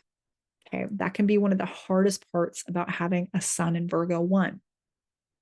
So again, make sure that you're using those types of things for something like surgery, right? If you're a surgeon, being able to see the tiniest little things and work in this intricate, fine way, really great use of this. But destroying yourself because you think you're not perfect is not the best use of your energy. You're here to serve. You're here to be a helper. You're here to be whole unto yourself. And you definitely remind us the value of discernment. Let me know if you're a Virgo 1 in the comments below.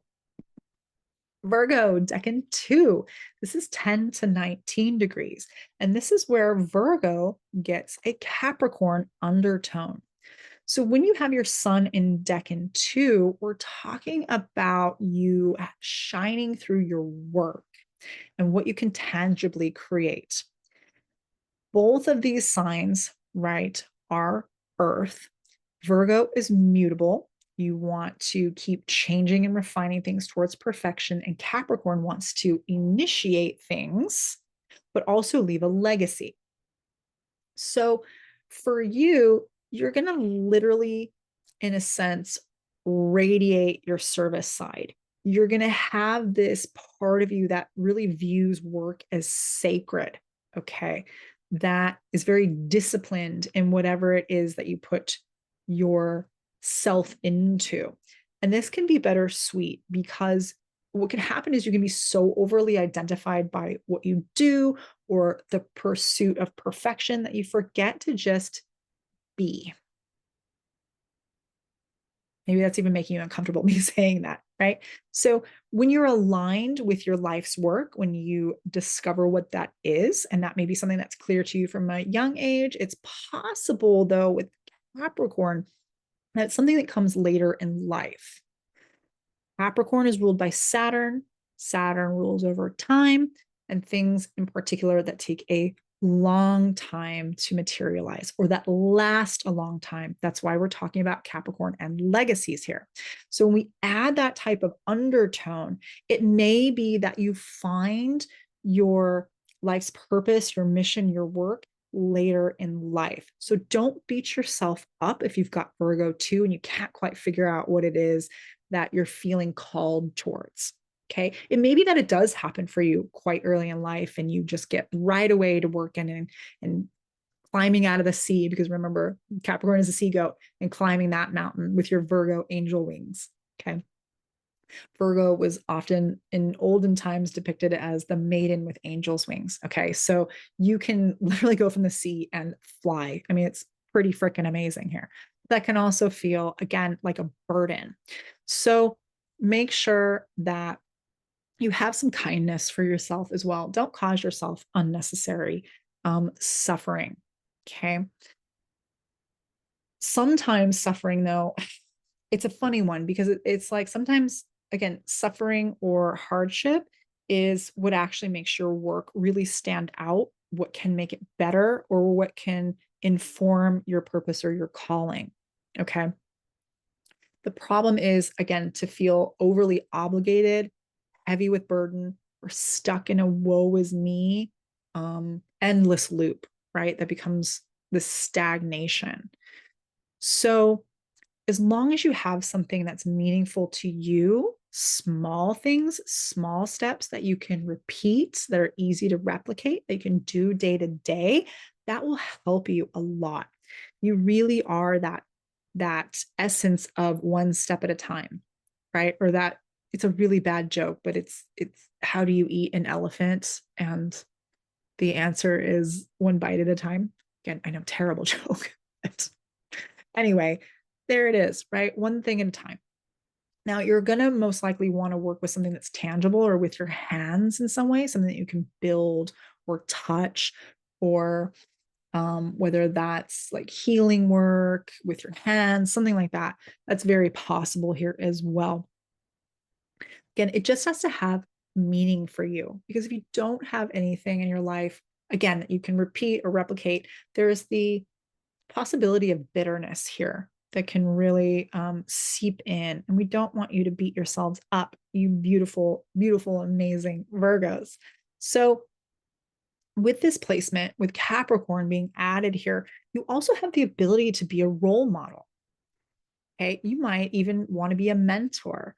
So whatever it is, whatever skill or craft, or, and again, this could be anything like, your favorite banana bread recipe, right? That you want to pass this on to a protege or to the next generation that can benefit from all of your wisdom and your skills. Let me know, Virgo, too, if that sounds like you or you resonated with that in the comments below. All right. Virgo, Decan 3. So this is degrees 20 to 29. And this is where Virgo takes on a Taurus undertone.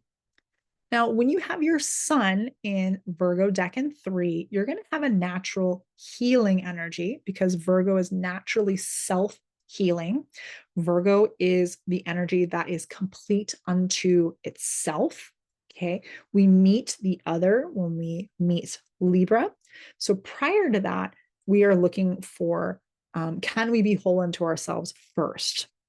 Okay. Can we take care of ourselves? Virgo is very, very good at answering that question. Can I take care of myself before I take care of you? Okay. So when you combine the essence of Virgo and Taurus, we're talking about things that are embodied. We're talking about embodied crafts, potentially embodied healing. Okay. Taurus is a little bit more of a natural law, and Virgo lends itself more towards scientific law, things that can be tested and proven. So when you combine those two things together, that's a really, really potent combination. You might have a natural affinity for music, art, painting, dancing, herbology, the medicinals, people that work with tea and flower essences and things like that, and their healing practice, even sound work and sound therapy. I wish I had put this on the slide. I always think of all these things once I start talking, and then they go away when I stop talking. Anyway, enough about me. Anything that you find therapeutic will work really well with your sun. Okay. Because there's definitely an energy here of like an earth being that really takes the earth and again makes it into a science and is therapeutic in some way. Having a Taurus undertone in this decan reminds you, my Virgos, to relax and enjoy life. Okay. Yep, you can take a break. It's okay. You don't have to help everybody else all of the time. Make sure you can also do for yourself as well. Okay. So that's a great thing here. And then because you're a Virgo, because you like to take care of yourself, you can remind that Taurus part of yourself, hey, not going to overindulge, because Taurus can be famous for overindulgence. Okay, so you've got this interesting balance here, and you may swing back and forth. You may be overindulgent, and that's okay. Don't beat yourself up. Just get back on your path, right?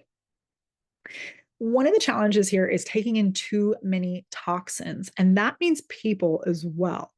Okay, that can have a real detriment on your health. Virgo is actually quite sensitive, and there's a reason for that, right? You're supposed to be sensitive because you can sense other people in a helping sense. You can sense what is off with something.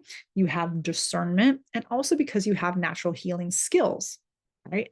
So, what can happen is Taurus and Virgo here, you can have a protective aura around you, but if you're taking in too many toxins, and again, this can be toxic people, because somehow with Virgo and Taurus combo, it's like toxic people want to find you and like bleed out your stuff, your skills, your knowledge, your abundance. And we don't want that to have a detrimental effect on you, right? So be careful with that. You definitely can thrive in practical wisdom, right? But you may get stuck in things that are predictable or comfortable, more so than perhaps your other Virgo counterparts, because the Taurus undertone likes predictability, it likes comfort. Okay. This combination also is quite sensual. That Taurus undertone is definitely going to put those rumors that all Virgos are prudes and chuck them out. Okay. You can really be sexy with this combination. And sex for you may also be very sacred, depending on how open your heart is, right? How willing you are to share of your body and other people's bodies, right? And if you can get out of your head, because Virgo is very mental, right? You're ruled by Mercury. Okay. Not calling you mental, but that you have a mental capability. Okay. You also have the ability to be a great leader with this combination, because you've got this refinement. You've got this ability to want to make things better and hold on to them and make them last, to be very helpful. You have this strength to you that really can hold things in place. Now, you don't necessarily have to be number one, although you might want to be, but definitely kind of in this at least managerial or higher than managerial type of energy, where you can really help and be a stabilizing force to those around you. Let me know, Virgo 3, if this is you in the comments below. All right, Libra Decan 1. We're talking about the degrees of 0 to 9, and this is Libra in your purest form. This is the Libra Decan. So when you have your sun in the first decan of Libra, you have a magnetic pull towards the other. In the previous sign of Virgo, we learn how to be whole unto ourselves. And in Libra, we meet other people to form partnership.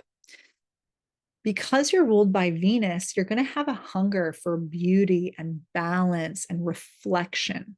Venus's symbol actually looks like a hand mirror, something you would hold and look at yourself with or look at others with, right? As a Libra, you realize you don't exist in a bubble. You are shaped, seen, and challenged by what and whom you encounter and how you negotiate with what you encounter. And you are definitely utterly charming. You have a natural love of peace and will do whatever you can to achieve it, including telling harmless little white lies, maybe even a lot of them. Because there's a famous Libran avoidance of conflict here that on the surface works really well, but nonetheless can get you in trouble, right? If people feel that they can't trust you, or that you're not being honest, they're probably not going to want to literally deal with you, right? So there's something here about Libra and peace that is a little contradictory. So Libra wants peace, right? It's the scales, it's trying to find balance. Venus also likes peace and harmony. So that's inherent. So where does the conflict part come in? Well, Libra is a cardinal sign. You're the start of a season. Because you're starting a season, you will be met with life's challenges inherently. And one of life's greatest challenges is conflict. Okay. So that's where this comes in. You're going to have to learn how to manage conflict, mediation, negotiation, because you're dealing with challenges and things that are inharmonious. All right. So you may find yourself encountering aggressive people or situations quite a lot, maybe even from a young age. Okay. Because you're trying to understand the art of peaceful negotiation. So there's a flip to this, though. It's possible that you are the one that creates discord, and this could be very unconsciously, right? So that you have something to negotiate or harmonize or put back into balance. It's possible that you're the one that can be a little bit more aggressive or unfair. It's just a piece here, right? You're the scales. It's always possible that we project things onto others, or we just own parts of ourselves and they get played out through our relationships. It's very, very clear in Libra what that paradigm is all about. No shame here. We've all got our own stories and journeys that we're playing out in our lives. So when you have your sun in Libra 1, you're going to be really concerned with partnership. It's just part of being a Libra in general. And indeed, you may pour your sun's radiance into each and every relationship in your life. The paradox of the scales here, though, is that you actually need more freedom than you may think, and you might not be as fair as you think. So be willing to use Venus's mirror, okay, that mirror principle, and learn from what is coming back to you. Okay. That way you find yourself in your exchanges. Let me know if you're a Libra 1 in the comments below. Libra 2. So the second decan of Libra is the degrees 10 to 19. And here's where Libra takes on an Aquarius undertone. So when we're talking about having our sun in Libra 2, we're moving on from just pure attraction, evolving into responsibility. Okay, so taking partnerships quite seriously. Why is that? Because Aquarius is ruled by Saturn. It's also ruled by Uranus, but we've got the Saturn principle. And Uranus is also fixed energy. Uranus is going to want to bring something to its height. So Libra with the scales by itself can be quite indecisive, right? They can really like initiating and starting relationships, but maybe not following through. However, when it comes to you and Libra 2, it's possible that you take relationships more serious. This could be taking them to the next level or holding off and waiting, because Saturn takes time to find the just right partner for you.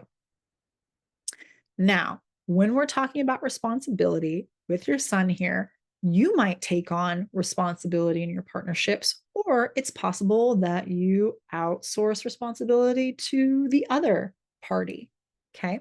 And when we're talking about partnerships, they could be romantic, but it could be any partnership, a business partnership, for example. Okay. It doesn't always have to be romantic. So there's also this serious tone with Aquarius to how you present yourself. Libras tend to present quite well. You have a style, you have a charm, you have a flair, and you're going to take this very seriously in whatever form that is for you. Okay. So you're going to take that in your appearance. It's going to be in the way that you approach your work.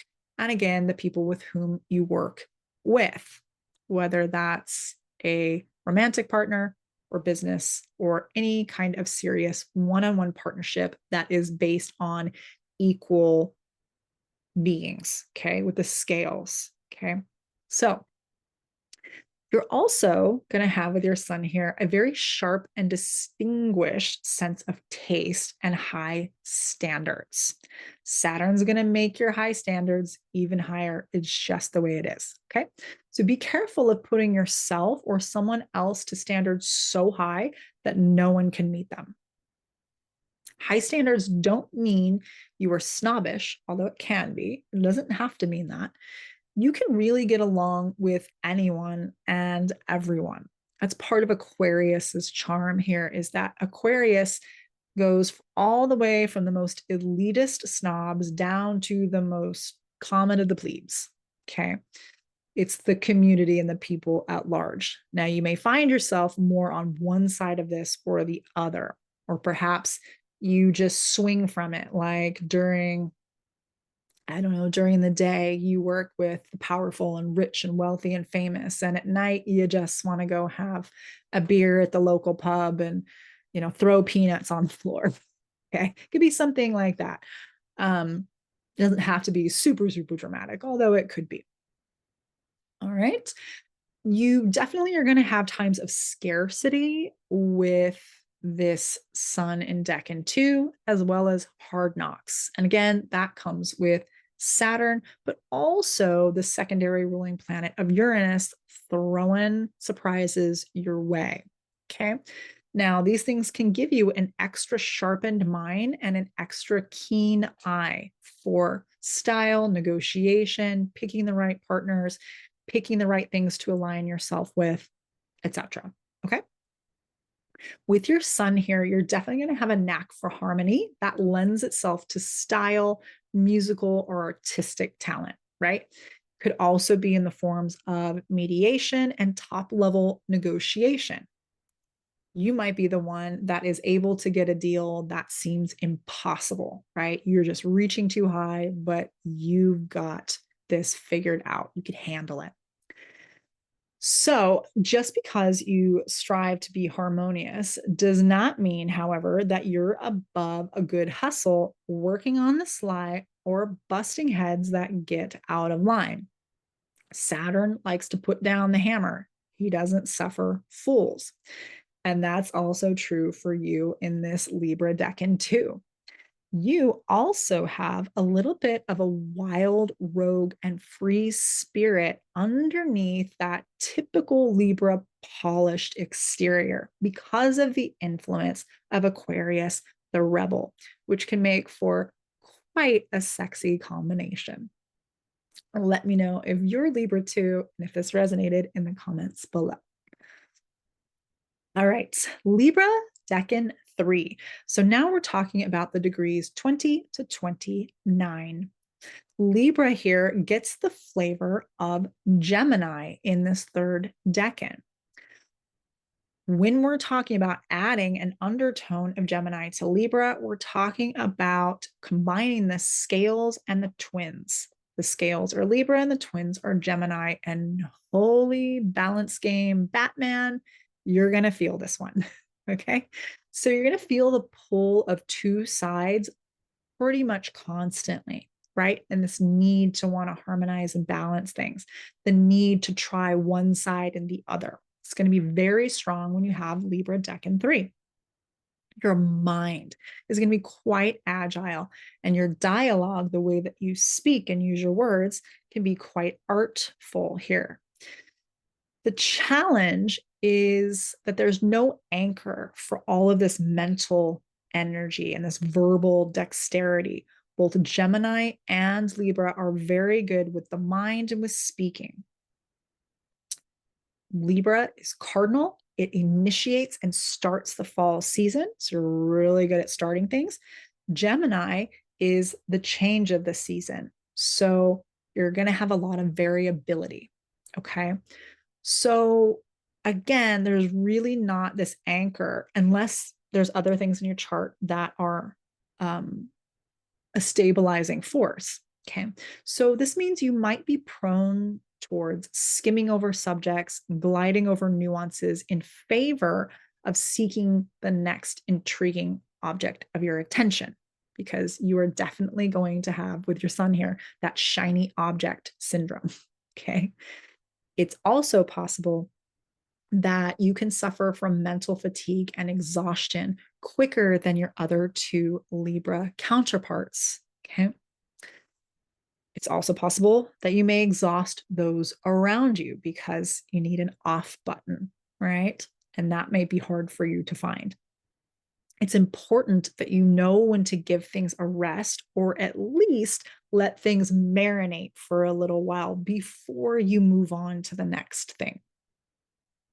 With your sun in Decan 3, you can definitely smooth talk your way into almost any level of success. And sometimes you can even just stumble your way into success. You're going to work well in teams, although you may attract some jealousy. Okay. Libra, remember, is Venus. Gemini is the twins. So you might be the jealous person, or you may be attracting jealousy into your life because you have this natural ease about you, right? Venus is magnetic. So things are going to come to you. You might spend a lot of your energy trying to balance people that are looking to knock you off your pedestal. So just be aware of that, my beautiful Libra Decan 3. Let me know if that's you in the comments. All right, Scorpio Decan 1, we are talking about the degrees of 0 to 9. And this is Scorpio in its pure Scorpio form. When you have your sun in Scorpio 1, this is Scorpio at its most raw. You are the Decan and the sign of extremes. So life and death, black and white, all and nothing. You hold primal drives and emotions. You're unafraid of life's underbelly because you understand through experience that life is not all sunshiny and rainbows. All right. You are the height of fall when all the leaves are in their brilliance and then they drop to the ground and it looks like everything is barren, right? It's really that things have just gone to rest. They're going, in a sense, to the underworld for a while before they get regenerated. Okay. One of the pieces here with having Scorpio in Decan 1 is you know what it's like to have a cross to bear, especially as it pertains to psychic and intuitive powers. Scorpio rules over things that are, in a sense, taboo, okay, for whatever that means for you, your culture, your place in society, okay? There can be this guardianship around the alchemical, and that doesn't have to be literal, but this alchemical transformation that historically has gone through a lot of punitive measures. Okay. The other piece with Scorpio is the scorpion. And not everyone likes the scorpion, right? It's a bug. It's on the ground. Like some people just want to squash it. But scorpions are actually quite sacred. That stinger is not for nothing. Okay. So it's a bit of a tricky energy when we're talking about Scorpio. We're talking about things that other people don't want to look at, but that you look at quite well. And there can be a lot of fear around Scorpio because of that. Because you're ruled by Mars, you have this sexy, magnetic, alluring quality to you. Yes, we know you're gritty. We know you're courageous. You can deal with a crisis. Absolutely. Mars here also, though, because it's Mars in a water sign, Mars has this ability just to pierce right through and see someone to their core. And that freaks people out. Some people like it. Some people are all about it, right? And they feel really seen. And that's when you know you've got someone you can merge with, because Scorpio really wants to merge. But with other people, it can kind of freak them out and they'll want to push back. Okay. So I think Scorpio is one of the most misunderstood signs in the entire zodiac. And I probably should do a whole video on that. Maybe it's in my lineup, but I have other things to do first. So back to Scorpio. You're definitely going to be just no stranger to the extremes between agony and faith, right? Loss and gain, all of those types of things. Think of anything you can that's an extreme polarity. Okay, you probably experienced it or can at least imagine it. Okay, this is where your courage comes in, right? We don't need courage when everything's just easy, when it's sunny outside and there's rainbows and there's plenty to eat, like at the height of spring and summer, right? Everything's lush. You don't need courage then. You need courage when shit gets hard. And that is you, Scorpio. Okay. You understand that things die off, right? The necessity of fall, at least in the Northern Hemisphere, in the life cycle. Super important. With your sun here, you also have an insatiable drive and the need to merge deeply with the object of your desire. Now, that could be a person, that could be a job, that could be a cause. Depends on where your sun is placed in your chart. It doesn't really matter, but there is this intense need here to be emotionally penetrating with someone or something. Okay, you want to go deep down into the trenches.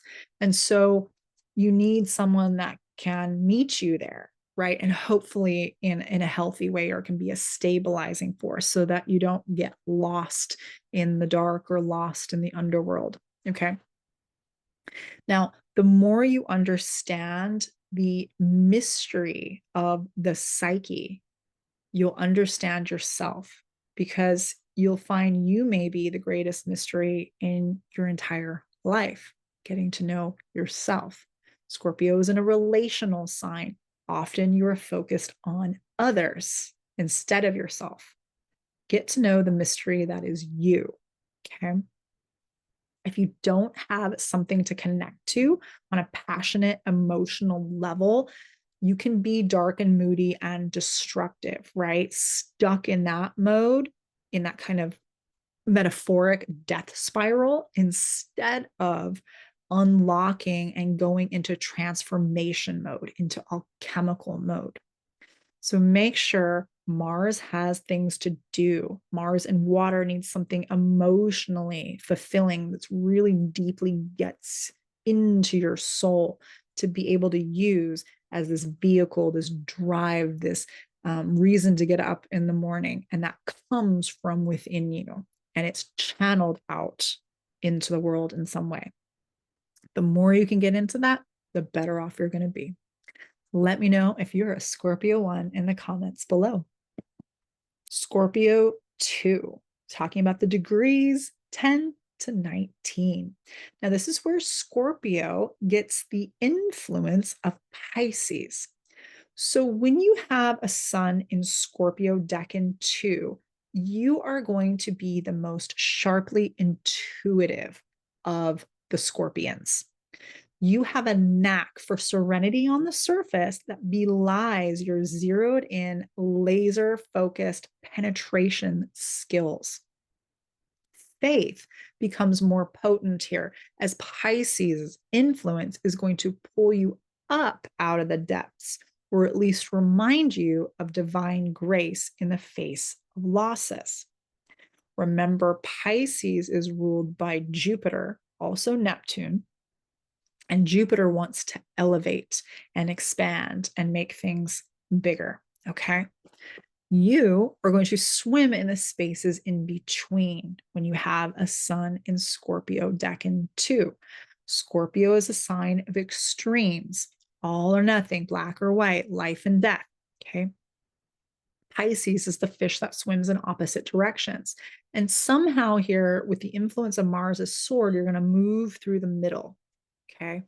So you may be quite tuned into things like magic or psychic phenomena or even prophecy when you have the sun in this placement. You are elusive. And you could use this trait to slide in between what is moral and immoral. But here's the catch. With a sun in Scorpio too, you have very strong karma. Okay, this is going to be like instant karma. That song from John Lennon. I think it was John Lennon. Karma pervades this decan, and you won't be able to swim long on the wrong side of karma. Okay, if you're creating negative karmas, honey, it's going to come, that fishtail, that other fish is going to come right back around and hit you hard. Okay, you're going to sting yourself with your own stinger. So make sure that you don't swim too long on the immoral, negative karma side of life. Okay. And there's definitely an air of mystery and intrigue to you that gets intensified with the presence of Pisces in the undertone. And those who try to possess you may find you just disappeared as though you were a dream. Okay. Pisces has to do with illusions. You may lose yourself in other people as well. You may lose yourself in causes. You may lose yourself in crises. Make sure you can use Mars's sword. Mars is your Scorpion planet here, to draw the boundary line before things get too far. Let me know if you're a Scorpio too, and if that was helpful for you in the comments. All right, my Scorpio 3. So this is the degrees 20 to 29. And this is where Scorpio gets a Cancer undertone. Here we're talking about the power of legacy and being the guardian. When you have a sun in Scorpio 3, we're talking about you transforming, not just for yourself, but for your tribe, for your family, potentially for the collective, depending on where your sun sits in your chart. You have the passion and will to protect what matters and nurture it into something that lasts. Your heart is firmly fixed in the future here. And we don't want it to get stuck in the past. It's a possibility with this decan. When your sun is here, you have patience and endurance that would make any Capricorn envious. Capricorn is the opposite sign of Cancer. Okay. With the influence here of Cancer underlying that Scorpio fixity, you have the tenacity, the drive, the ambition to go after what you want and to stick with it. Cancer is a sign that initiates, but Scorpio is the fixed sign that brings things to their height. Okay. Now it's possible that it may take you longer to get to your goal because you plan and move in secret. Scorpio likes to do things in secret sometimes. Okay. Until the timing is right, until the tide is right, until the moon phase is right. That's all that Cancer influence. You benefit from Mars's drive to fuel your ambition. But I also say Pluto here. Pluto can be a little tricky. Pluto can be a little bit more obsession. Okay. For you, emotional loyalty and protective ferocity are core to your being. There's a potential, again, for obsession here because we're talking about Pluto, and smothering with that Cancer energy. Okay. Both Scorpio and Cancer are powerful. Okay. They've got those, Scorpio has more of like pincers, but they're pretty strong. I don't know if you've ever encountered a scorpion in your life. I definitely have. They are where I live in the summertime. They come out and they're pretty formidable. They are very interesting creatures. Cancer, crabs have those big claws, right? You're not messing around. Okay. So you possibly will either guard your own heart as though your life depends on it and not want to merge with other people, not want to be emotionally vulnerable, or you could give it away as though your life depends on it. Okay. To other people, it might seem as though you run hot and cold, and you do. You're going to be smoldering one moment and potentially apathetic the next. To you, this is about survival and protection. It's about also emotional resonance and stability. Okay, because you're influenced by the ever-changing moon cycles and Scorpio's all or nothing nature, this makes you quite intense. You can be what some would say a lot to handle. So make sure you've got people in your life that understand your emotional nature and needs and can help provide back to you an environment that's also nurturing and stabilizing. All right, my Scorpio 3s, I hope that is helpful. Let me know in the comments if that's you. All right, Sagittarius Decan 1, talking about the degrees 0 to 9. So this is Sagittarius in its purest form. So when your sun is in Sagittarius 1, you are the adventurer, and life is a quest. Here, you're going to be unfiltered Sagittarius, restless, daring, and hungry for expansion. You're the explorer who has to see what's over the next hill, the traveler who feels most alive in motion, and the philosopher who asks life's biggest questions. You're raucous and rowdy and certainly not easily ignored. With your sun here, you're quintessentially Sagittarian, grand, optimistic, lucky, enthusiastic, and blunt. In the spirit of discovery, you love engaging with other cultures, philosophies, knowledge, people, and places. Luckily for us in modern times, we have the internet and we're able to connect with people in a global way like we never have before. If you know about when the internet was released, it was released while Pluto was in Sagittarius. So this can be a very powerful tool for you if you're not able to get out and physically travel. Now, the challenging sign to having your sun in Sagittarius Decan 1 is having no mission. Okay, nowhere to aim and shoot your arrow, no dreams to chase, no love to pursue.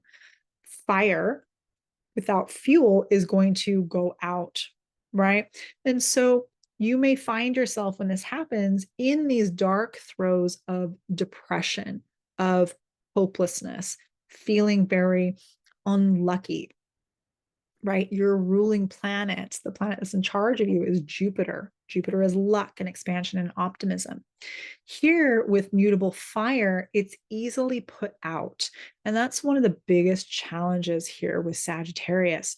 So be careful of falling into pessimism, hopelessness, or anything that is overly destructive, whether that's to you or other people. Now, with Sagittarius Decan 1, faith, religion, belief systems can all play a big part in your life's journey. Now, if there's no faith or spiritual belief in a higher power, you may be tempted to use your luck or ill-gotten gains for cheating or other charlatan ways. Or I should have written this on the slide. It's possible that you use religion, I'm ordained by God to heal you, give me all your money. Okay. Something like that is possible with this Decan. Not saying that's you. Maybe you've just thought about it. I don't know. But it's possible. Okay. So being careful of that deflating effect of Jupiter in fire, or also just using your Jupiterian enthusiasm and optimism and luck for not the best things in life. You can turn around any situation that's gone sour and bounce back and be on top and be heroic once again. So that is one of the really great blessings of having Sagittarius Decan 1 in your sun sign. Okay. It's really a matter of where you focus. Sagittarius is the centaur who's an archer. And if you've ever tried to shoot a bow and arrow, You've got to focus. You need to be still. You need to be really, really zeroed in before you release that arrow. Otherwise, that arrow is going nowhere, right? And you want to be able to hit whatever target it is that you've set your sights upon. So focus as best you can, having mutable fire. Find something to pour your heart into and remind us all what it's like to be optimistic and joyful and on top of life. Sagittarius 1, let me know if that's you in the comments. Sagittarius 2, in this decan, we're talking about the degrees 10 to 19. And this is where Sagittarius gets the undercoat of Aries. So we got a little Aries flavor going on with our Sagittarius energy here. Now we've moved on from just pure Sagittarius energy to having fire with a little bit more conviction and the possibility of a little bit of danger. So when you have Sun in Sagittarius 2, you have a really fascinating combination of energy, because here there's a connection to natural law, universal wisdom, okay, possibly also to religion and philosophy and ideology and things of that nature, okay? It's going to be really important for you. Now, the influence of Aries, the ruling planet there is Mars. And Mars, we have to remember, is not always a warrior that's going out to fight.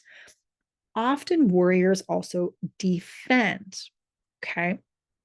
So for you, you might be the defender, the keeper, the guardian of some kind of ancient philosophy, okay, or a conviction or a cultural knowledge or something that's been passed down to you, some kind of idea that needs a warrior to protect it.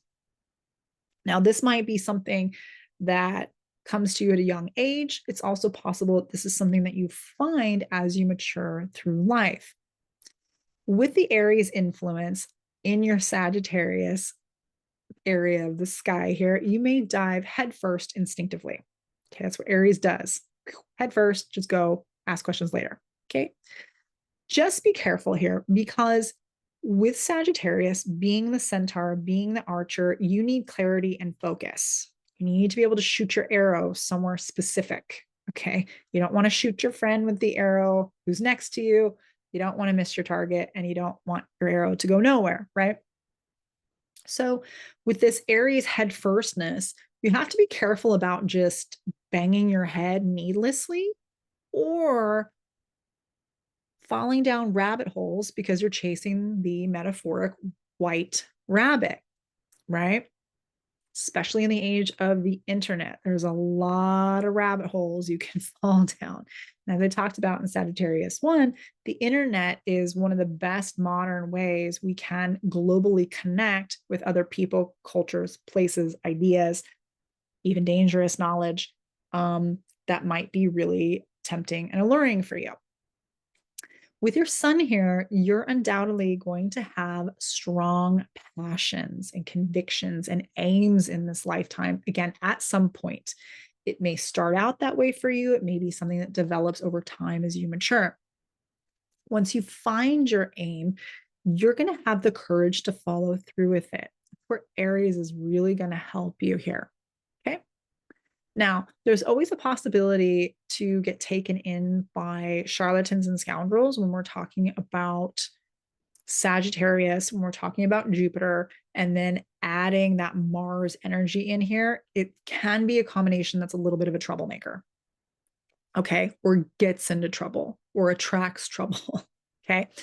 So be careful who you listen to, who you defend, who you fight for, or what causes what ideologies, any of those things. Just use a little bit of that Sagittarius wisdom if you can, instead of just the Aries dive in head first, think later. Okay.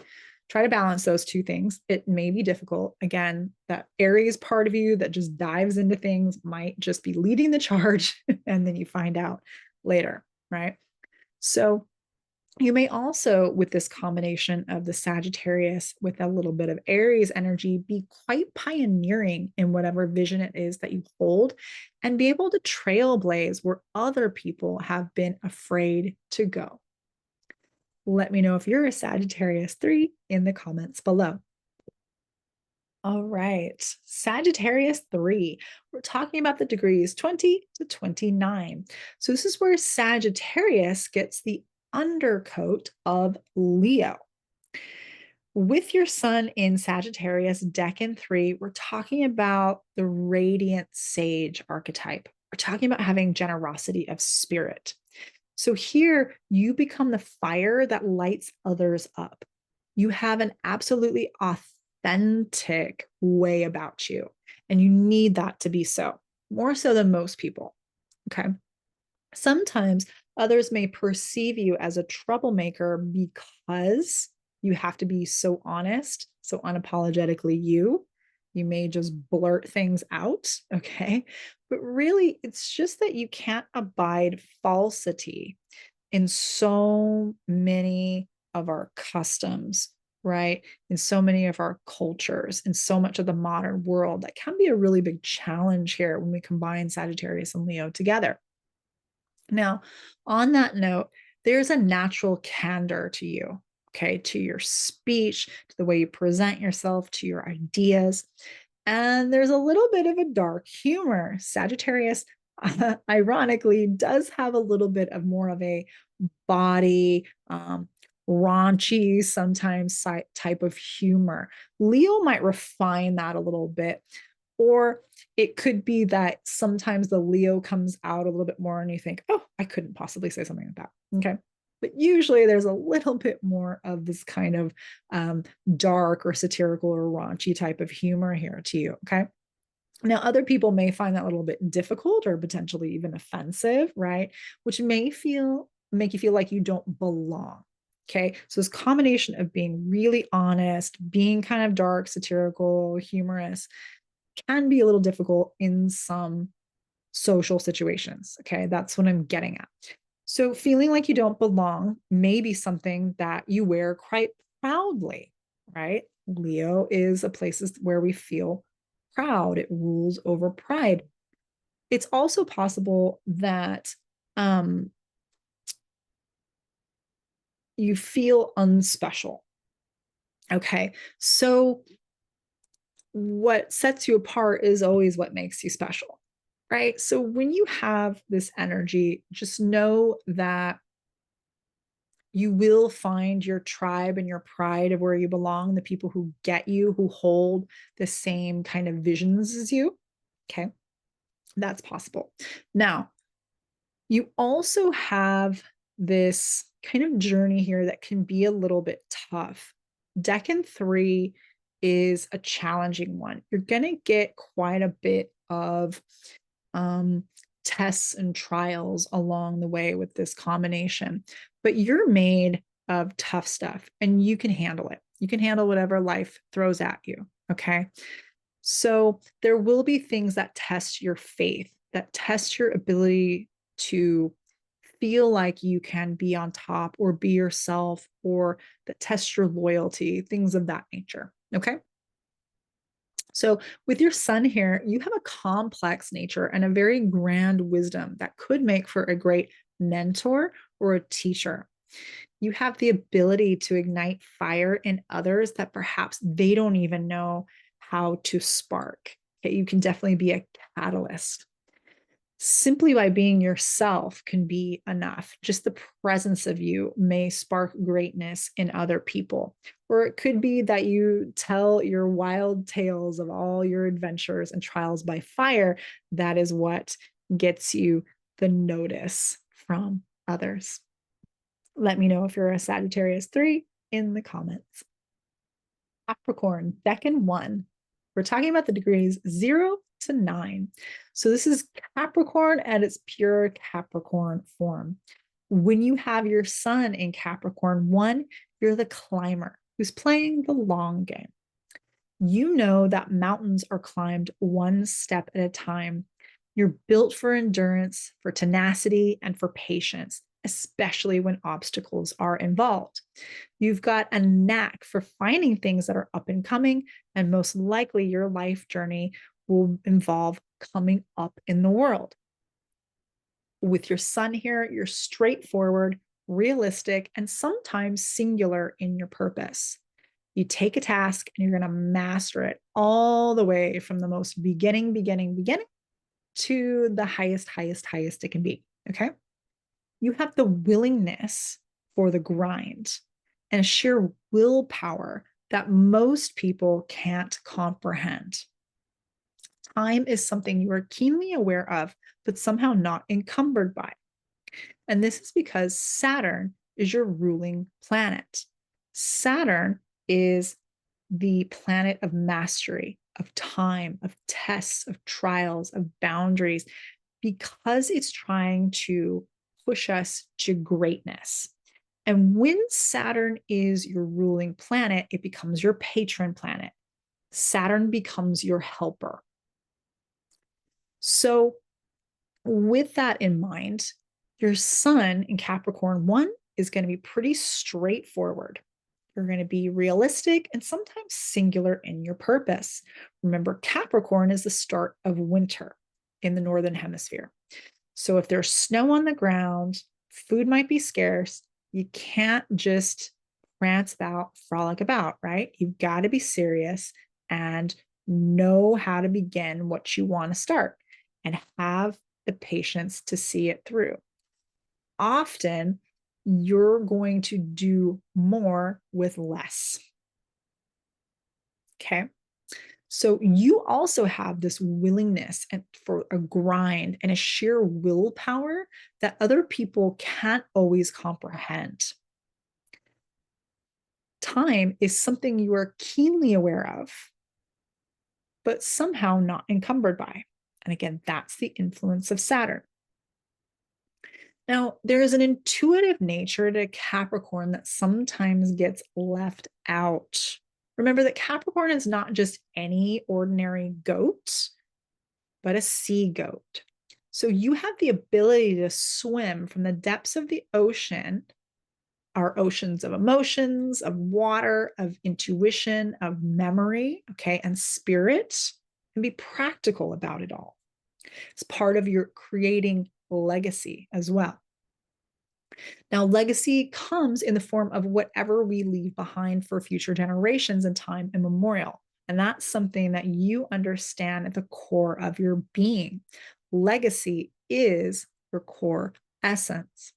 You may not be clear on what your legacy is until you reach the top of your metaphorical mountain, where you get this clear and sweeping view of where you've been and all you've accomplished. But then, of course, there's always that next mountain in the distance that's just beckoning you forth. All right, my Capricorn 1, let me know if that's you in the comments below. Capricorn 2, we're talking about the degrees 10 to 19. Now, this is where Capricorn gets a Taurus undertone. So here you are the architect. You have tangible aspirations that you can materialize. With Sun in Capricorn 2, we're combining Capricorn's grit and Taurus aesthetics. You understand that true power lies in sustainable foundations. You're able to take your grand plan and materialize it into form. With this Decan, you can see the value in creating a fine work that will stand the test of time. With your sun here, you emanate powerful authority vibes and may like to take the lead in your love life. Capricorn may go through dry spells because Capricorn is ruled by Saturn, and sometimes we talk about lack when it comes to Saturn. But Taurus is going to help ensure that you make the most of when love or lovers are in abundance. With your sun here, you undoubtedly like the finer things in life, but you can also make the most of the basics because they are functional and serve a purpose. With Taurus's fixed earth energy and Capricorn's initiatory eye on the prize, combination of energy here. You can be quite stubborn in your aspirations, so much so that you may become a staunch snob about them. Okay. But the thing is that you work really hard for what you get. So the subsequent rewards are well earned. You should pat yourself on the back and appreciate what you've achieved. Most other people probably can't achieve something that a Capricorn Decan 2 could set out to bring into material form. If you're having difficulty accepting worth and deservedness, then all of your hard work will go towards digging yourself into a big, giant, grand hole. Okay. But the good news is you can always climb out of it if you set your sights at achieving just that. Capricorn 2, let me know if that's you in the comments. All right, Capricorn, Decan 3. This is the degrees 20 to 29. So this is where Capricorn gets the undercoat of Virgo. Here you are the strategist and the artisan. With your sun in Capricorn Decan 3, we're talking about the initiatory impulse, the legacy building of Capricorn, and adding to it the changeability and the discernment of Virgo. So Virgo here refines Capricorn's drive into precision. This is the Decan of mastery, more so than any other combination. Saturn, the ruling planet of Capricorn, already is the planet of mastery. Virgo is the sign of perfection. Put those two things together, and that's quite a formidable combination. So here, this is where your ambition gets guided by detail, analysis, and service. It's not as much about just climbing to the highest peak and more about climbing to the right one with clarity and purpose. Virgo can help you sift and sort and determine which is the best path forward. Now, with your sun here, you have a wonderful ability to mix mind and ambition and create something out of it that can serve the greater good. Virgo wants to be of service and help. Capricorn wants to create something to leave behind. Whether this is a book, a healing space, a marketplace, your Decan in Capricorn 3 combines words and actions that can help out other people. With the influence of Virgo, your path may be a lot less straightforward. Okay, usually if you watch mountain goats, they just go straight up the mountain. It's phenomenal, right? But with Virgo having some mutability, there may be more twists and turns along the way. Okay, but this is where you can pick up more treasures. This is where we get more refinement, is meeting life's challenges and being able to put what you learn along the way to good use. And Virgo is exceptional at doing just that.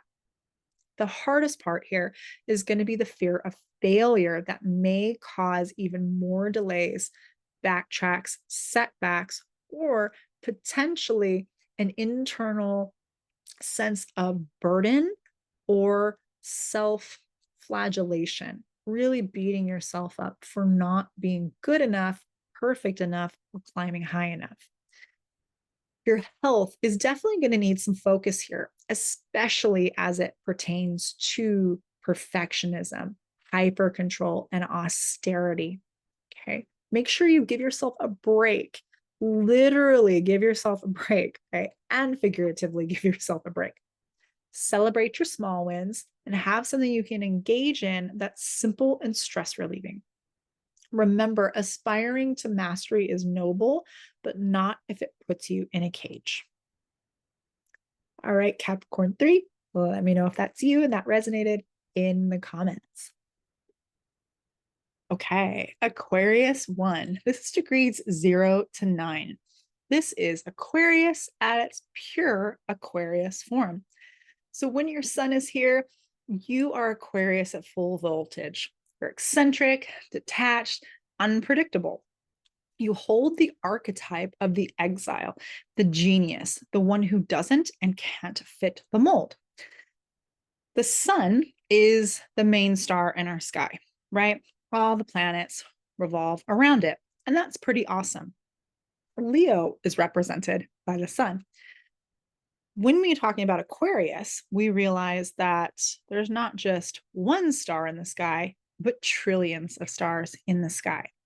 And that's the Aquarius paradox. We think we're the only one, that outsider vibe, but in reality, there's a whole community that shares our uniqueness somewhere out there. When you have your sun here, Decan 1 reminds you to embrace your uniqueness without losing touch with the rest of humanity. The flip side is feeling like you're so unique that you look down on those who don't measure up to your specialness. Okay. This is where Aquarius's elitist attitude can come into play, whether it emanates from you or at you. Okay. Aquarius has, Frank Clifford always likes to say, some are more equal than others vibe to it. Okay. So what do? What you do is embrace your weirdness as a virtue. Accept that some will get you and some won't. Spend time and share more with those who get you and enjoy your weirdness, right? Eccentricity and genius often go hand in hand. That's just the way it is. So sometimes being separated, being apart, having some solitude is exactly how you individuate and move into your highest good, right? It's how you become genius. Connection from this point is easier when you're unashamedly yourself, okay? Inauthenticity is a special kind of misery and loneliness. Remember, you don't have to hide behind your armor all the time. Saturn, your ruling planet, is going to give you this little kind of hardness to you. That's okay. It may feel lonely sometimes. That's okay. Again, you have this special mission to be unique, but then also find your tribe and bring back your unique vision to the collective. You're an iconoclast and you're definitely a visionary. Let me know if you're an Aquarius one in the comments below. All right, Aquarius Decan 2, the degrees 10 to 19. So this is where Aquarius gets a Gemini undertone. And the Decan for Aquarius 2 is one of the trickier decans in the zodiac. So sometimes when you have your sun here, you begin life in kind of the loneliest and most isolating feeling because of the blend of Aquarius, the outsider, and Gemini looking for your twin.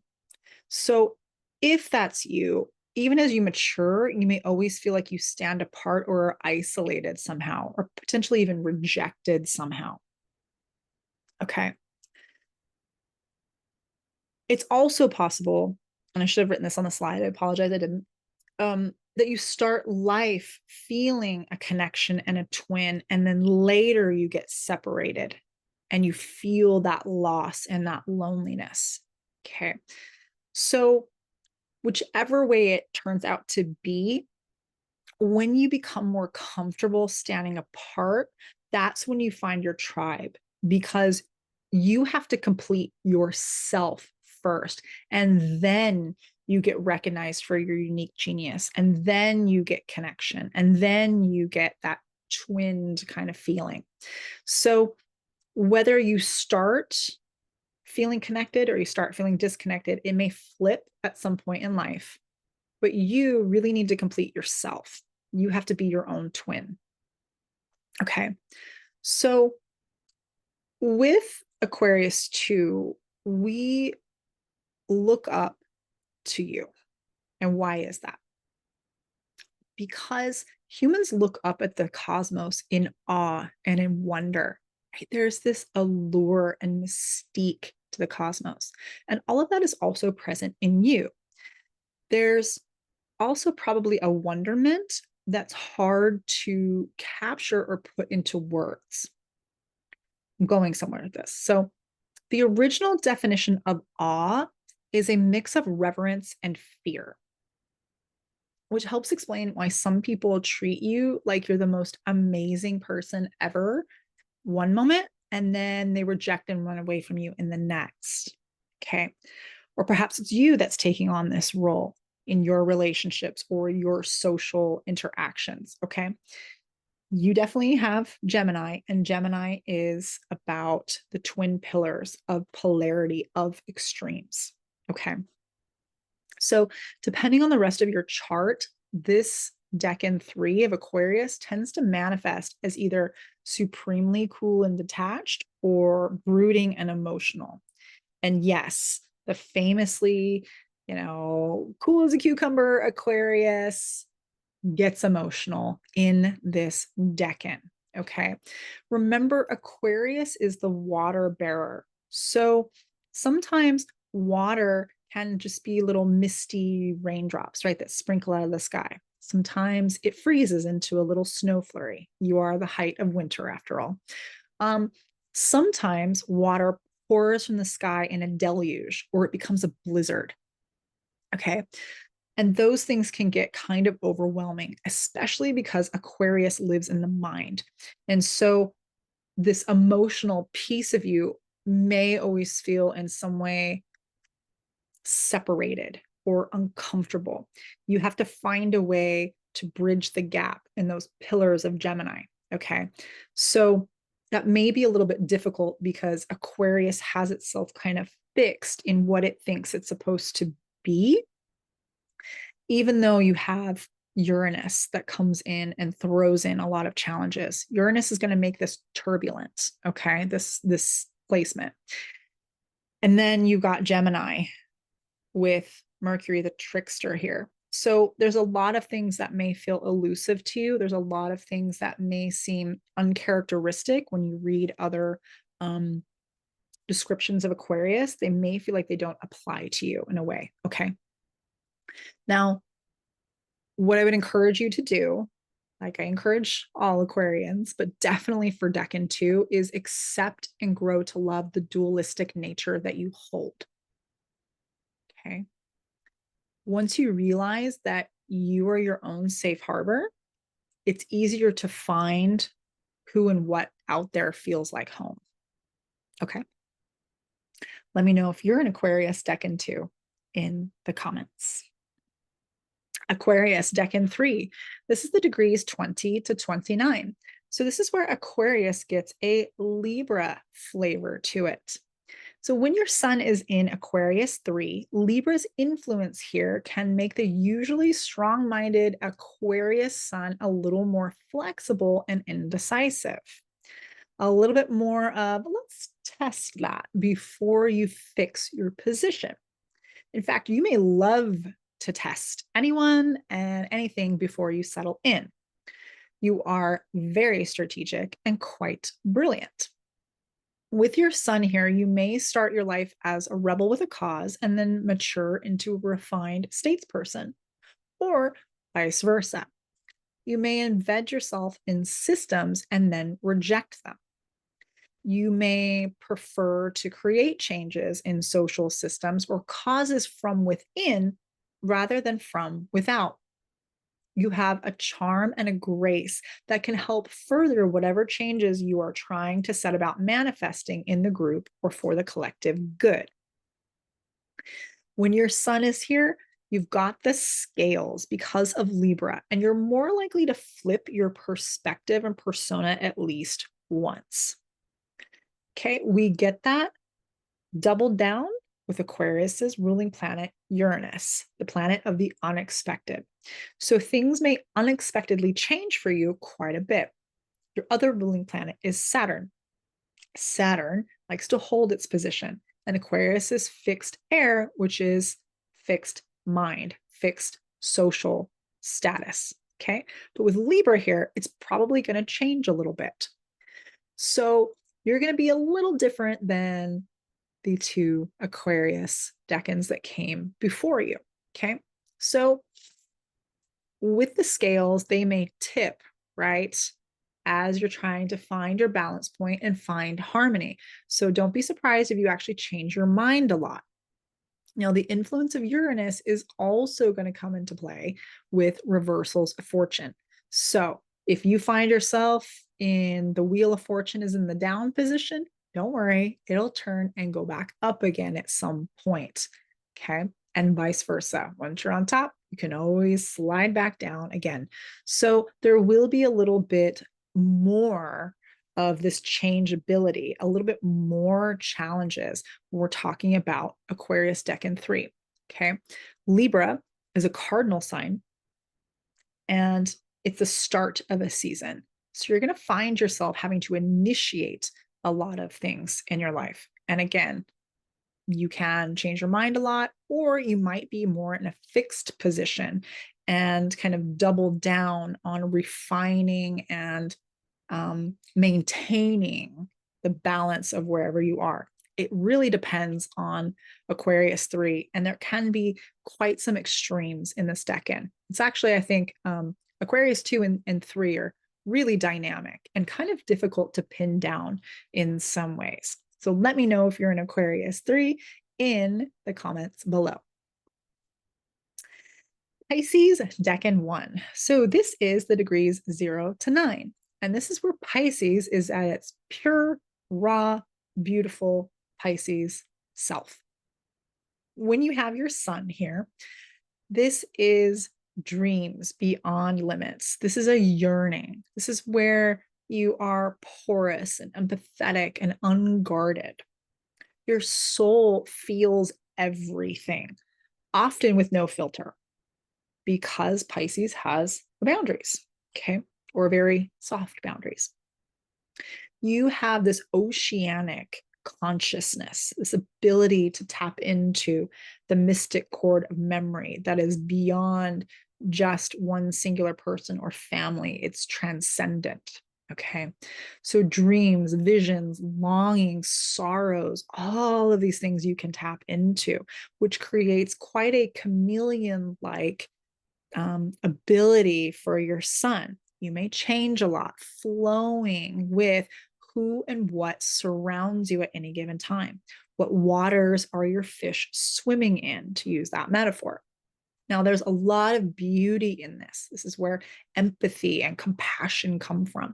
But there's also this risk of drowning in what's not yours, mistaking someone else's trials, tribulations, genius illusions as yours. Okay. With your sun here, you have a bohemian, intuitive, and even psychic shimmer to you. You can take the flow of inspiration that comes from the collective and beyond and bring it down from the etheric realms and channel it back out into your daily life. So this could be in a musical way, it could be artistic, it could be spiritual pursuits, it could be charitable causes, religious endeavors, anything in those types of veins or possibilities, okay? Even metaphysics, I should have written that down. Metaphysics is a really big one here as well. Now, there's also a possibility of no action being taken. So you get all this divine inspiration, but it kind of just swirls around and really goes nowhere and doesn't get materialized, doesn't get brought down to earth. Okay. That's Pisces opposite is Virgo, bringing things down to earth. So with your sun here, these imaginary realms, these dreamy, mystical, metaphysical realms fit beautifully in with your life's journey.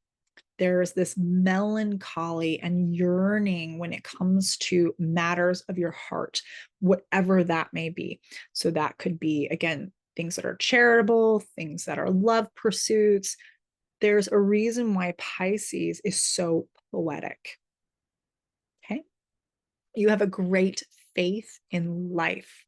Jupiter and Neptune are your ruling planets here. And Jupiter is one of the planets of faith. So you have this great ability to tap into the life stream, if you will. But there's also a great possibility to feel let down by life because things are so idealistic, because you are wanting to transcend just this ordinary day-to-day, physical vehicle that we have, transcend all the suffering of the world, that can actually be a really great burden to hold.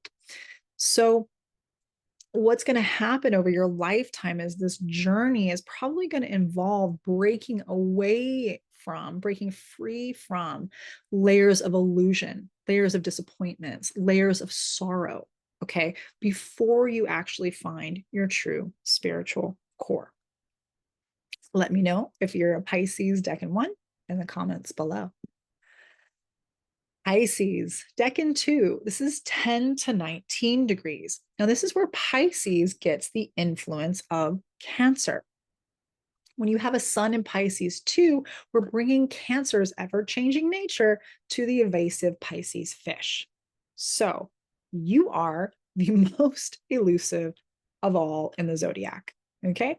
Like the two fish swimming in opposite directions, tied by a cord for eternity, people who think they know all of you will find out they know very little. Okay.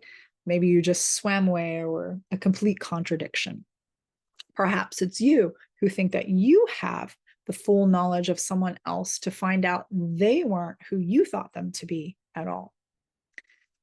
You will also have the ability to be quite successful and live a rather elevated and extraordinary life with the combination of Jupiter and the moon, provided you choose your environment well.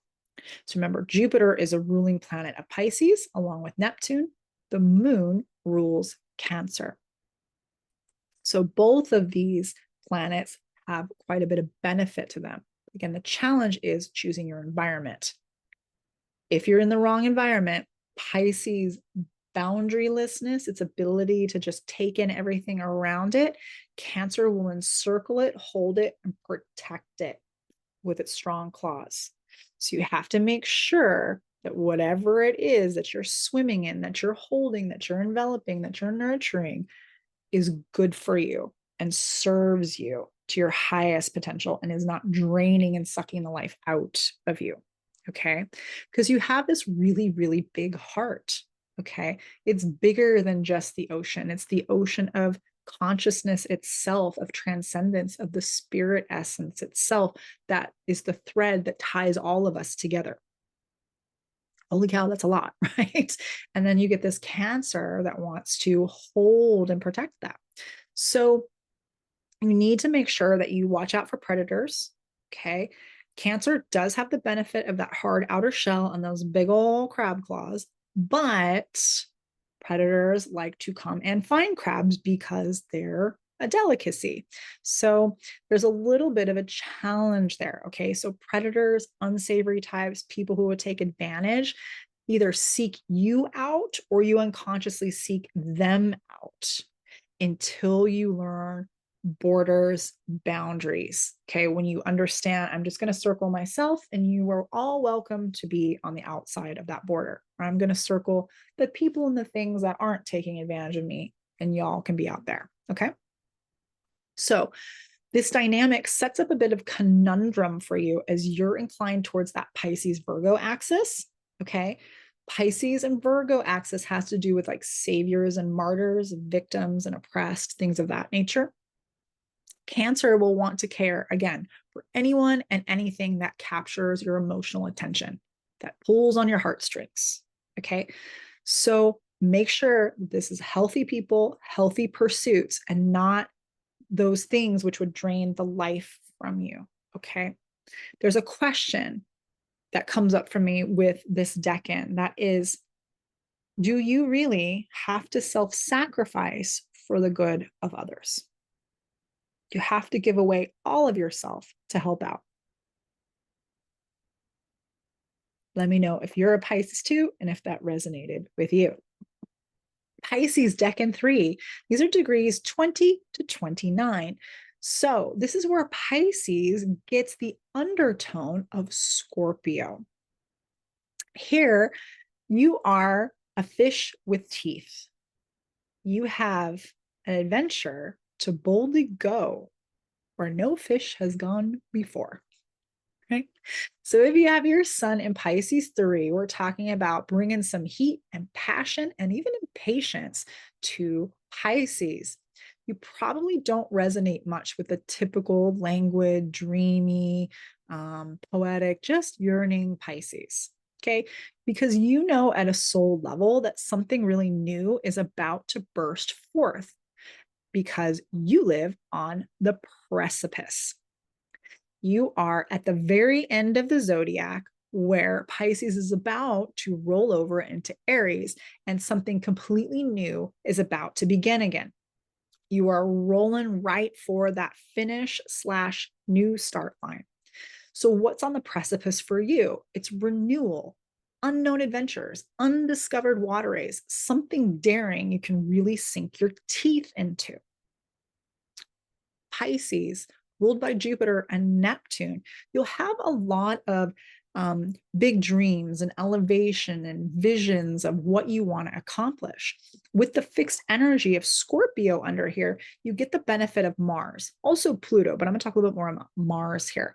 Mars coming in to help your drive, your passion, and your energy, which rolls perfectly, wonderfully right into the next decan, which would be Aries 1. We'd start the whole thing over again with Mars's energy. So we have all this type of resonance here that helps your sun in Pisces 3 to be ambitious. Okay. Unlike other Pisces that may just be dreamy, you really can take things and see them through. Mars's energy, especially in Scorpio, once it fixates on something, it's gonna see it through for better or worse, right? You're gonna have that passion, that drive, that sword energy that just pierce through anything and make it a reality. So you have all this going on here, and the challenge is that Pisces is very sensitive, is very porous, right? So it can get easily overwhelmed by this ferocity and this intensity that comes from Scorpio, depending on what else is in your chart. Okay.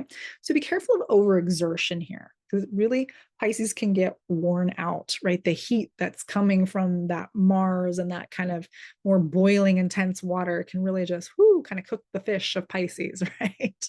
Don't want to boil. So luckily, you also come equipped with Scorpio's regenerative skills. Okay.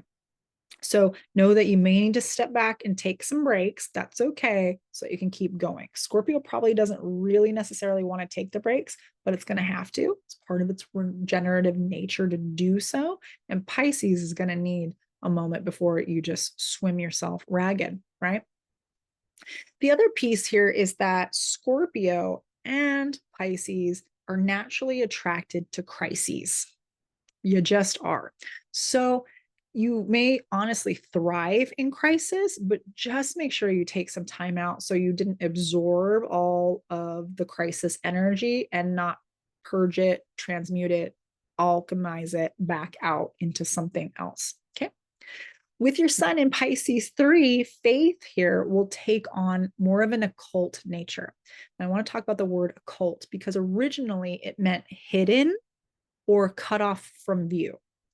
It's gotten a more modern definition that's associated with things that are mysterious, mystical, supernatural, or even dangerous. Okay, we're talking like the dark arts, black magic, taboo subjects. Okay.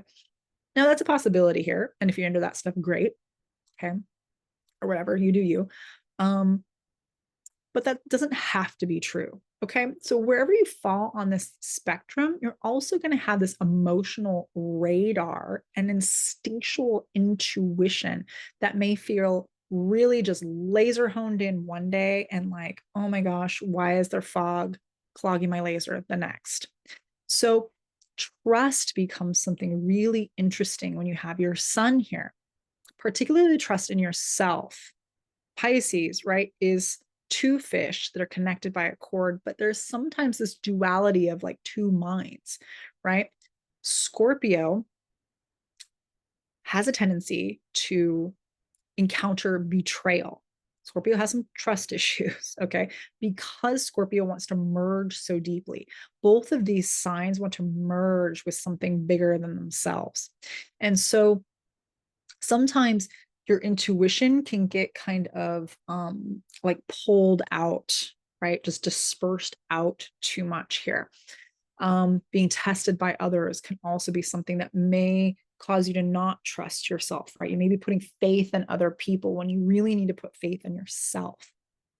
So, with all of this comes the nature of forgiveness. And luckily, you, Pisces, are quite forgiving and compassionate and sympathetic. So make sure that you put it in the right people and places that deserve all of those things, but really, really direct it at yourself. Forgiveness is really an inside job.